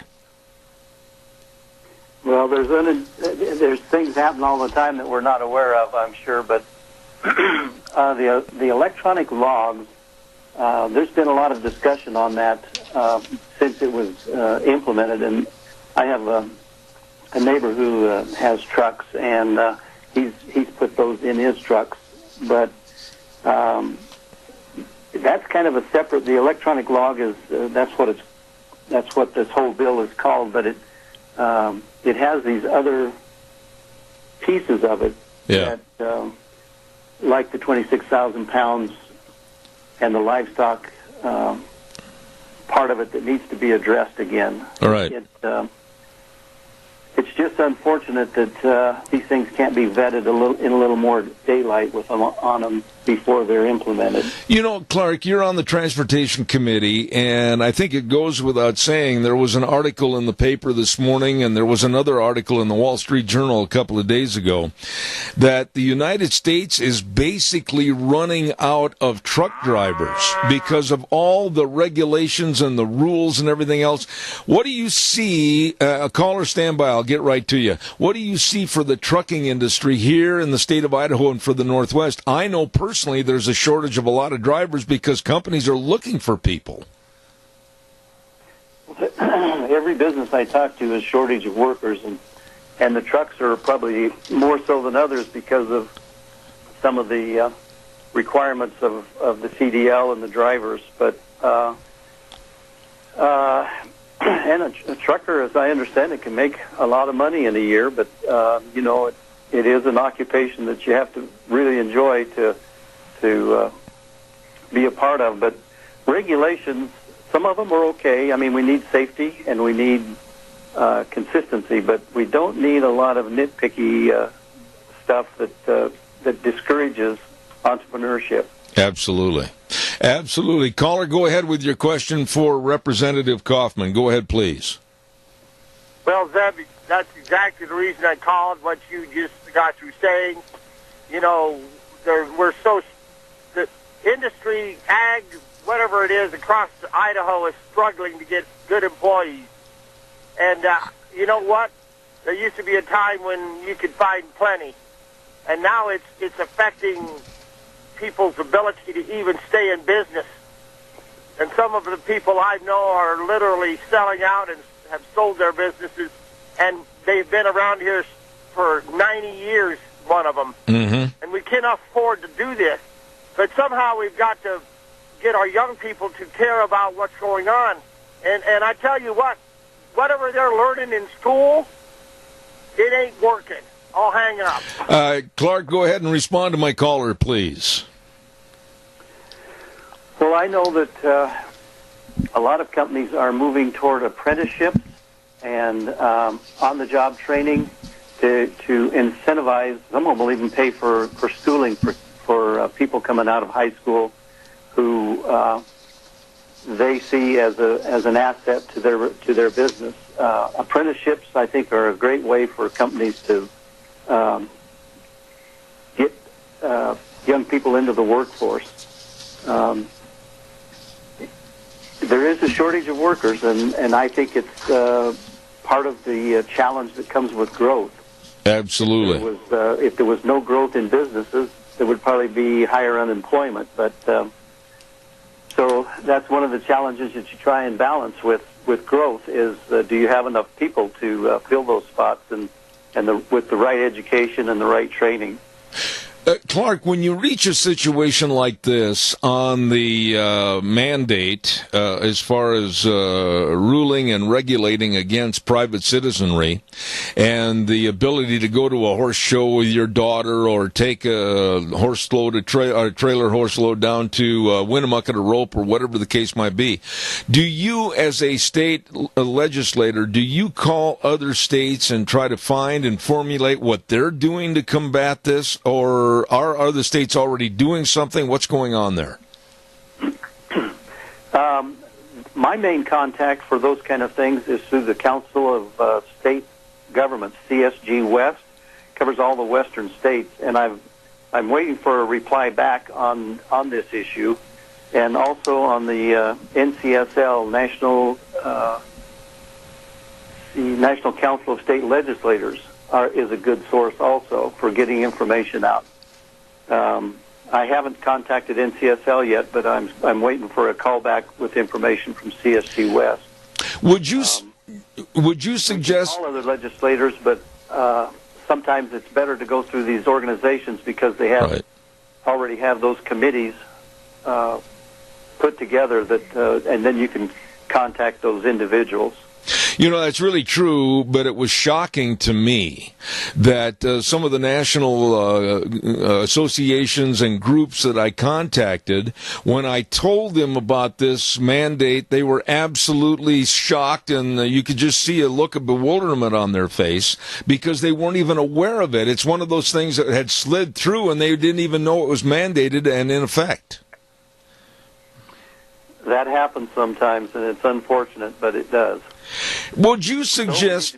We need to beat the drum and educate people. Would you suggest, I know whether it's Crapo or whether it's Risch, and I've talked to Crapo's office, left word at Risch's office, it seems like they're aware of this problem, but how hard is it politically to undo a mess that's already been put together? I mean, how hard is this to take care of it politically?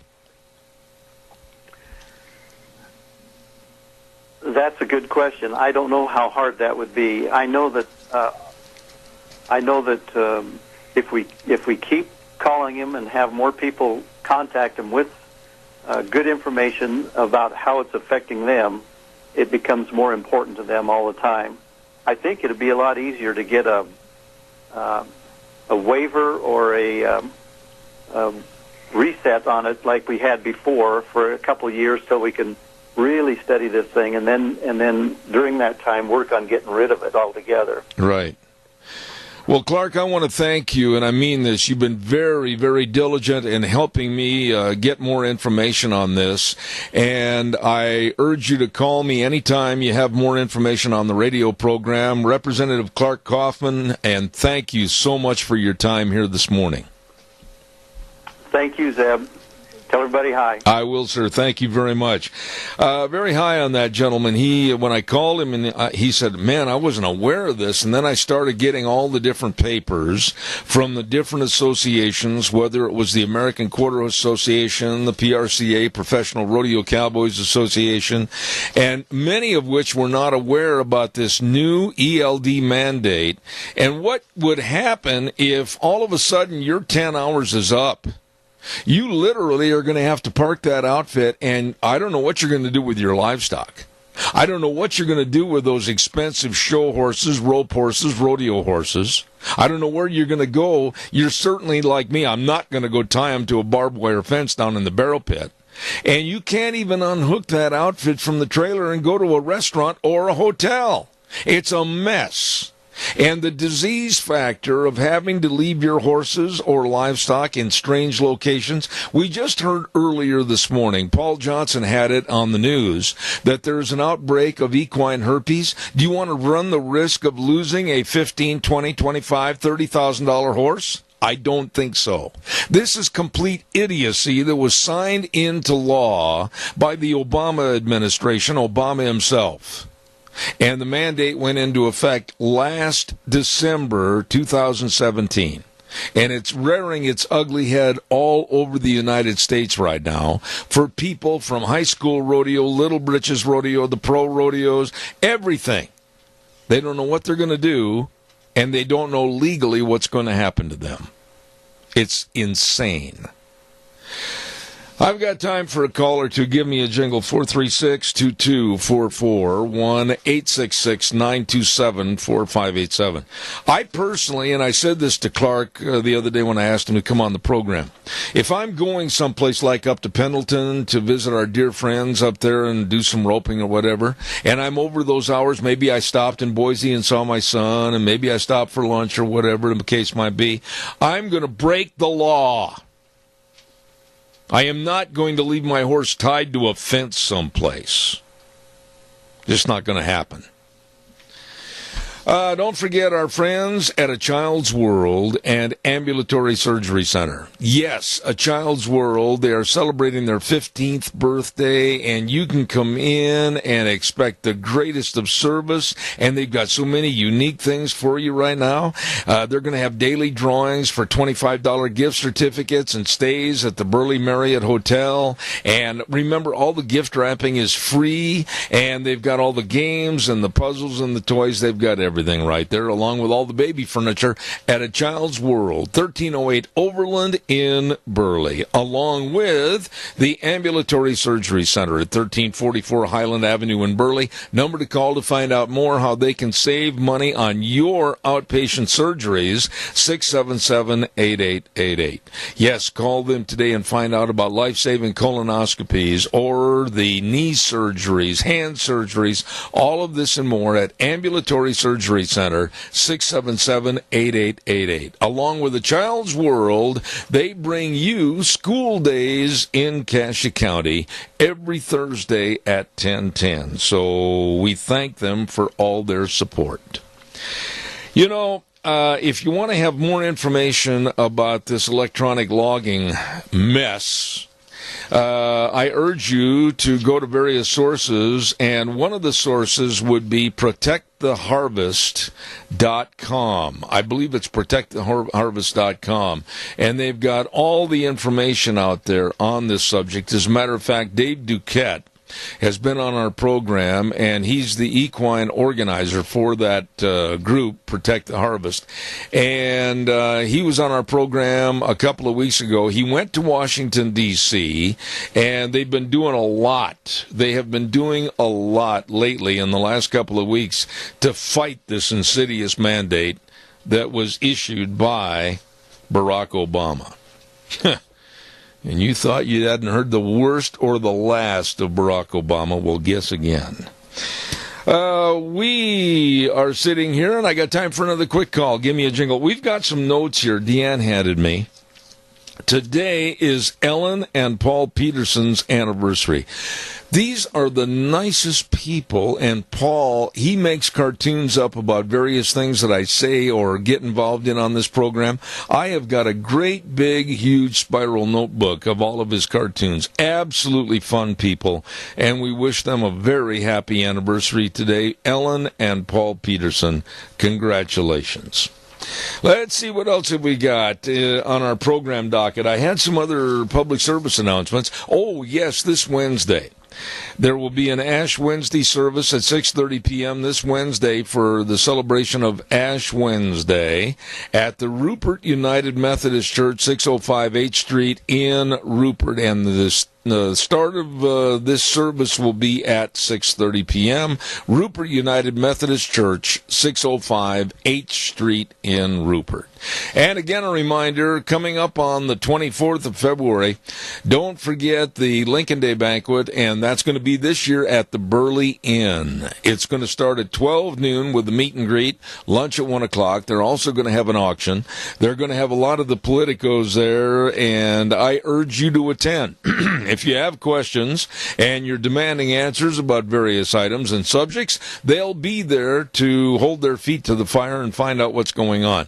Tickets are $25 at the door, and once again, there's been a change in location. It's at the Burley Inn this year, Lincoln Day Banquet, February 24th. That's a Saturday at high noon with the meet and greet and lunch at 1 p.m. Don't you miss it. Thank you very much. Right now, we're going to get all set to send this over to our main studio, and then we're going to come back with the Anderson Trucking segment. Sharon Hardy Mills is going to be the host for that. Stay tuned. Zeb at the Ranch. I'll be back in a couple of minutes. And now, back to Zeb at the Ranch on AM 1230 KBAR. To reach Zeb, call 436-2244 or toll free 1-866-927-4587. And now, here is Zeb Bell. Well, thank you very much, and welcome back to the program this morning. But I also want to say good morning to Sharon Hardy Mills. How are you? I am doing great. And Wheels, turn up their microphones a little bit more, please. It's got to come through nice and loud. Sharon Hardy Mills was here last Monday, and she introduced some really interesting people on a segment that we're going to carry for the next 2 or 3 weeks. Sharon, I'm going to turn it over to you. It's all yours. Thank you, and good morning on this snowy day today. We have with us our sponsor for this segment, Anderson Farm Trucking. And they are located at 271 Highway 30, Burley. And we have Lon Hardy with us today, and you are the safety training and operations for Anderson Farms guru. I am. All right. And today we're going to be talking about stopping distances and passing quickly. And with the snow on the road, that's adding another factor into highway safety. It is indeed. You know, before we start that, Zeb, I got to really support you on that electronic logging device issue that you talked about earlier today. It's certainly something that is a question and a interesting topic for all of us in the trucking industry. So you've got our support, Zeb, with whatever you need to have happening over there. And if you get a chance, call me later on at my office, because I'm going to need a lot of support. I heard about this a month ago, and I made our legislators aware of it, and it would kill, crucify, and destroy private enterprise and private families enjoying high school rodeo, etc. So I want all your help I can get. It does have an impact, and Sharon has given me the information so that we can get you followed up with that. I appreciate it. Thank you very much. You are quite welcome. Sharon, you talked about stopping distances, and you talked about this weather that we're having out there.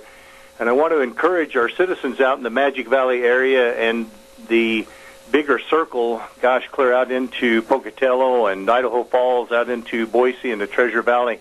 We've got to be really thoughtful of the weather and the impact that has on the commercial driving segment, trucks in particular that are out there.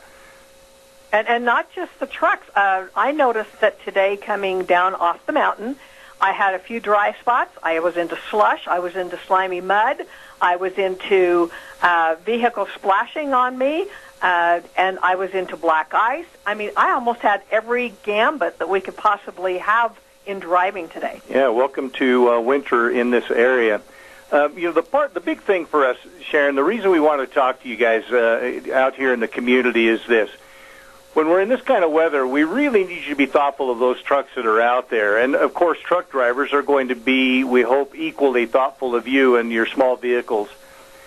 What I want to remind everybody is that in a really nice day, a truck that weighs 80,000 pounds, which is your standard 18-wheel semi, at 55 miles an hour, they could stop, in about 365 feet in absolutely perfect conditions. Now, we know that there's no such thing unless you're on a test track, and while our drivers are out there doing the best that they can, you got to start thinking about the fact that 360-plus feet now turns out to be more than 700 in trying to stop in this kind of environment. So please give those drivers their space. And you have to also allow for your conditions of stopping. And if you've got a loaded vehicle behind you, that can be scary. I remember one time when I used to drive truck, I had a load, and we were coming into an area where there were intersections where people could make turns. I had a lady in a station wagon pass me, pull in front of me, and then turn on a right-hand signal to make a right-hand turn. I did not have the 300 feet to stop. I was literally standing on the brakes to keep from going over the top of that station wagon. Right. And I tell you what, as a truck driver, my heart was racing because in my mind I could see all those little children that would lose their lives, that woman who made that stupid choice. And you're not just affecting you in your driving, you're affecting that driver in that vehicle behind you or around you. Right. Want to keep in mind that a semi that Sharon just described could be as short as 55 feet, could be as long as 70 feet. And it's one thing if you think about the tractor, the part where the driver is driving in. Now you have to consider the jackknifing effect of the trailer.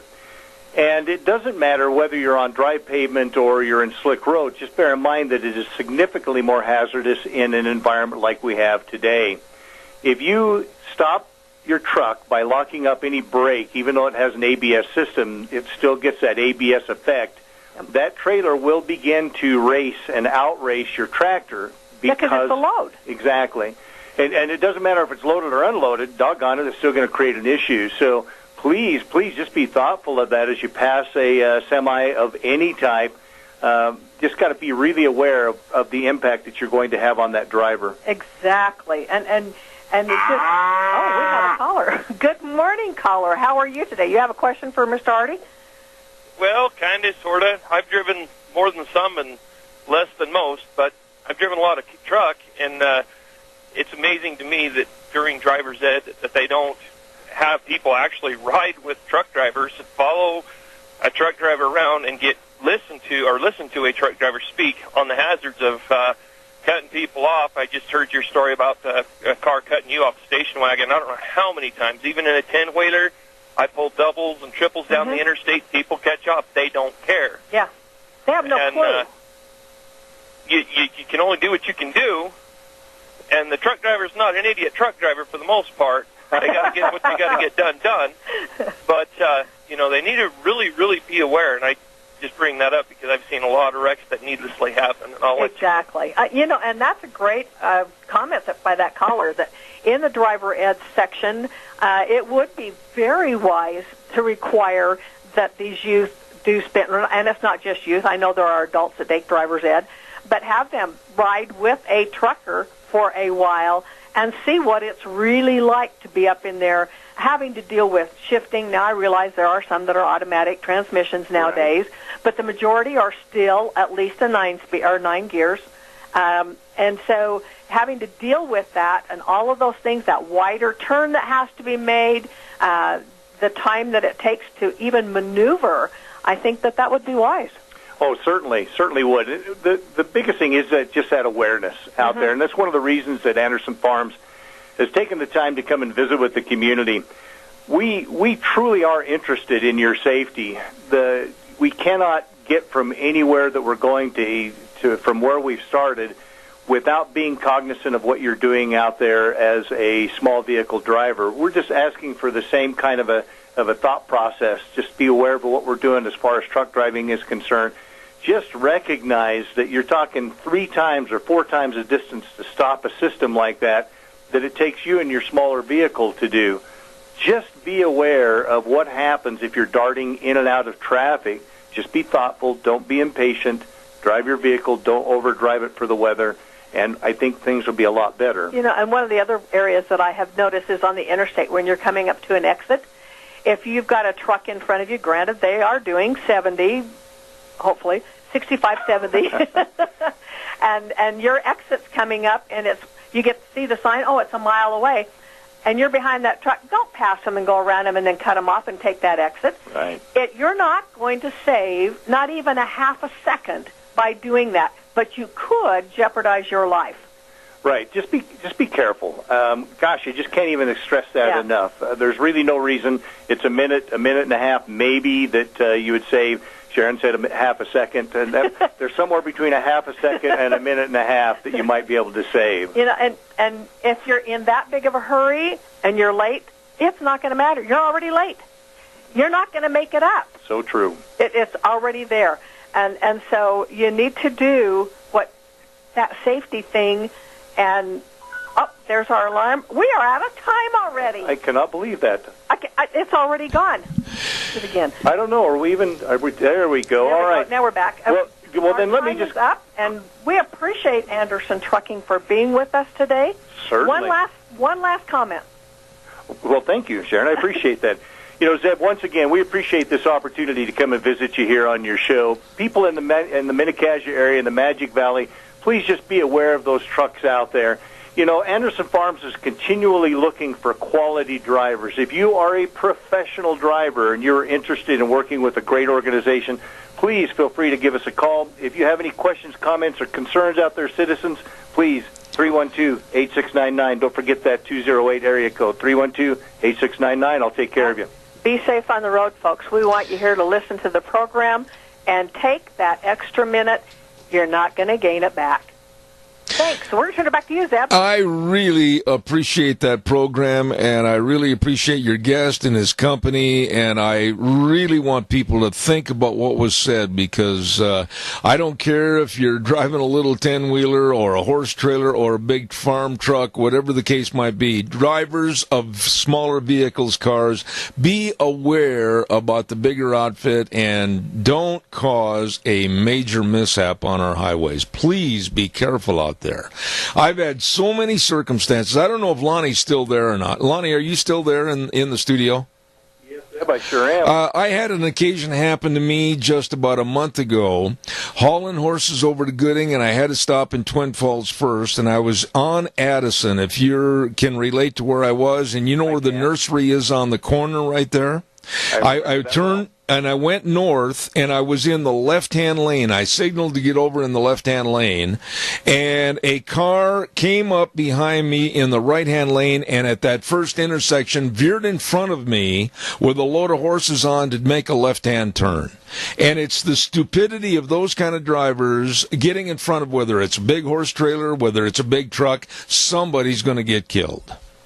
You're absolutely correct. It is so dangerous to pass on that right side. Remember the length of the vehicle system that you're dealing with, whether it is a pickup with a 10 or 15 horse trailer on it, 4 horse, it doesn't matter.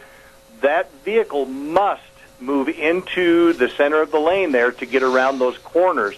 Passing on the right creates a situation where the driver loses you in his mirrors and cannot see you coming around there, and the next thing you know, you're going to get hemmed up in the back set of tires on that trailer.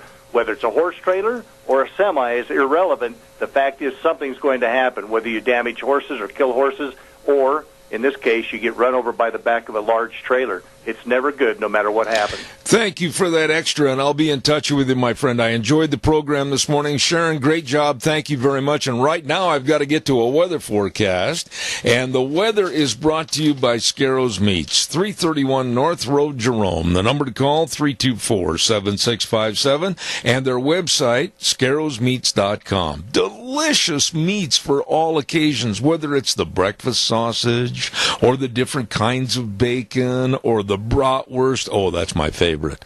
Delicious bratwurst, or the smoked hams, or the prime ribs. Oh, you're probably drooling like I am right now. Absolutely phenomenal meats at Scarrow's Meats. Don Scarrow and the crew serving you. We'll have more after this weather forecast by Gina.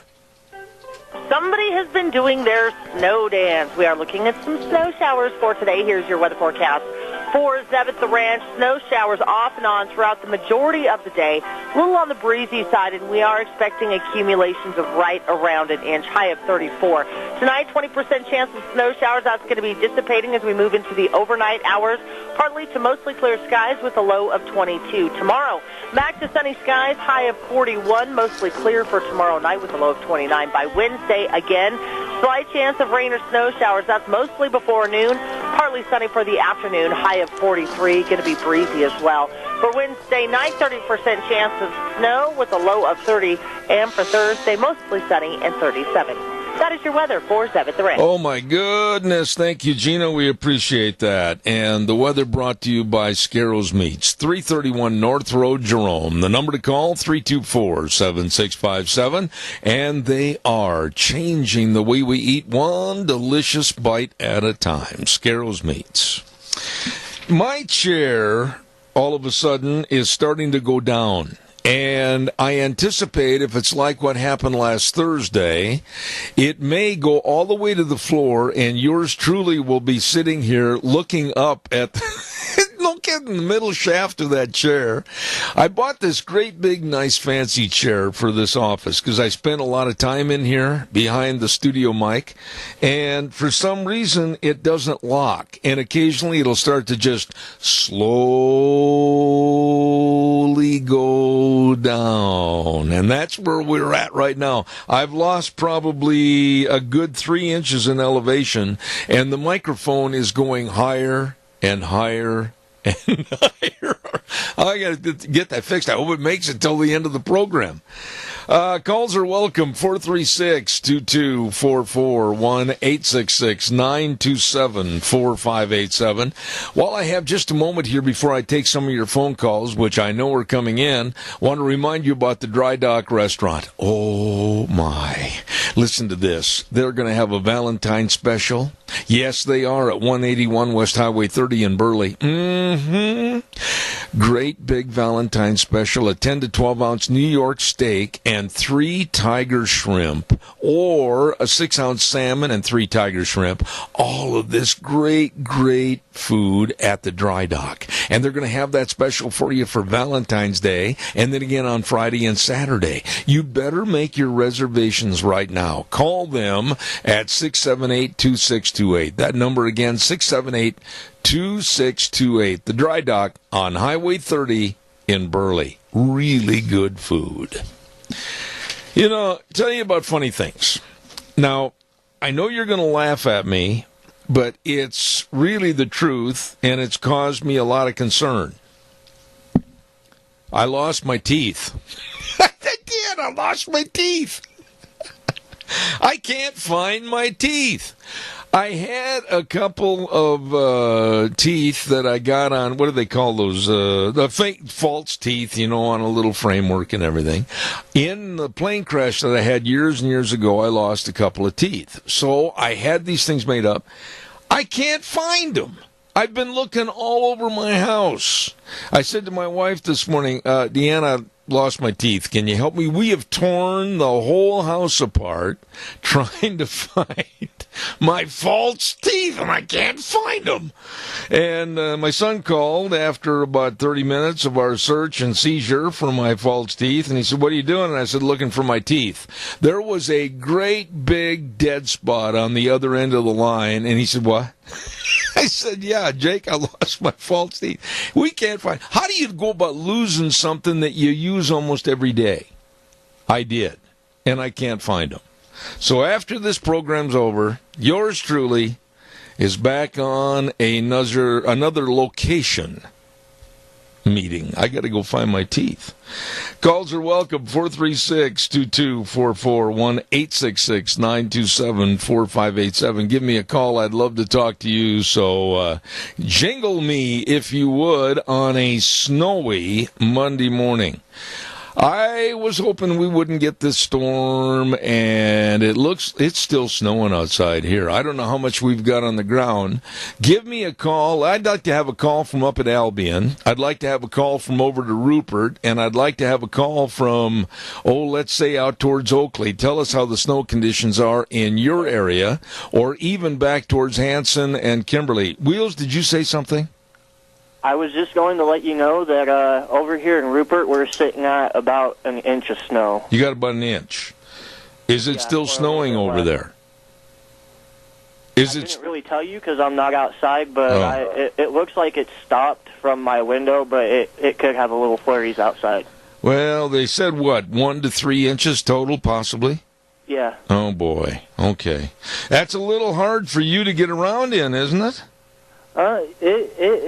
I'm still thinking about doing that slingshot that we talked about, the catapult. I've got it all designed. And I think it would work. It's only going to take a couple of big belts and a large rubber band, and I can make that thing work over at the station. My only fear is that it catapults you up the ramp and not through the wall. Honestly, I'm glad that you possibly have the blueprints for that, but that's the thing that I've been thinking about is, well, if we did it right, let's hope that I don't go through the wall, but it's a pain to get up the ramp. No, it wouldn't take any mechanization as far as any engines or motors or anything else. I got it all figured out, kind of like an old European catapult, and my biggest fear was the ratio of speed with your body possibly going through that eastern wall of that building. I'm a little concerned. I haven't worked that out yet. See, and that I really haven't either when I think about it, because I know I'm pretty lightweight, so it's one of those things where I'm sure we can talk about. Well, you got to get on that ramp with that wheelchair, and you got to back into that rubber banding. Yeah. And you're going to have to really take it upon yourself to be self-reliant that you don't overgauge and pull yourself back too far, because there again, I assume no risk if you damage any of the other property. That's very true, and I was kind of thinking on top of it, like maybe we can have an automatic thing to where it makes it easier, like when I get out of my car, then it's just, immediately strapped into it, and up I go. Well, leave it to me, kid. I'm just trying to help you. All right, sir. Sounds good. I wish you could see on the camera. My chair has sunk now at least 5 to 6 inches. I am barely able to get my arms up on my table. I'm sitting with my knees under my chin, and I don't know if it's going to make it for the entirety of the couple minutes left on this program. So are you saying that you're practically already almost eye level with the top of your desk? I'm sinking fast. I'm going to do a quick, I'm not kidding you. For those that can watch on television on the cameras, on ZebBell.com, I mean, my microphone is up where my forehead is right now. It's great. I got to pay some bills here real quick. Don't forget your Magic Valley Les Schwab Tire Centers, all 7 locations serving you. I got to sit up here by the mic. There we go. And they're having their founders celebration right now in honor of Mr. Les Schwab. Oh, and they are saving you money on a lot of great tires. My goodness, don't forget for your pickups and SUVs, the Backcountry all-terrain tires, traction for all terrains and all conditions, or for your automobiles, the Road Control Touring AS, and all-season tire with a smooth, quiet ride. Oh, my goodness. They've got that free pre-trip safety check. They've got free brake checking to make sure you've got some decent brakes that are going to whoa when you hit the pedal. All of this and more. Brake service, front-end alignment, shocks and struts, batteries. Oh, my goodness. They really care about your driving safety. Stop over and see Lane and Rupert, Dave on Blue Lakes and Twin, Mike and Buell, Mike and Jerome, the Twist family in Paul, Daniel on Pole Line in Twin Falls, and Randy on Overland in Burley. The best. Your Magic Valley Les Schwab Tire Centers. Well, I guess it's true, Wheels. I'm sinking fast. I'm going to have you play a record, and I'm almost out of sight at the desk right now. We're going down, down, down. And so I'm not kidding you, man. I got to get my chair fixed. I'll see you tomorrow morning at 8:06. Zeb at the Ranch. We'll tune in and ride for 3 hours. And remember, the way things were are the way things ought to be. I'm gone!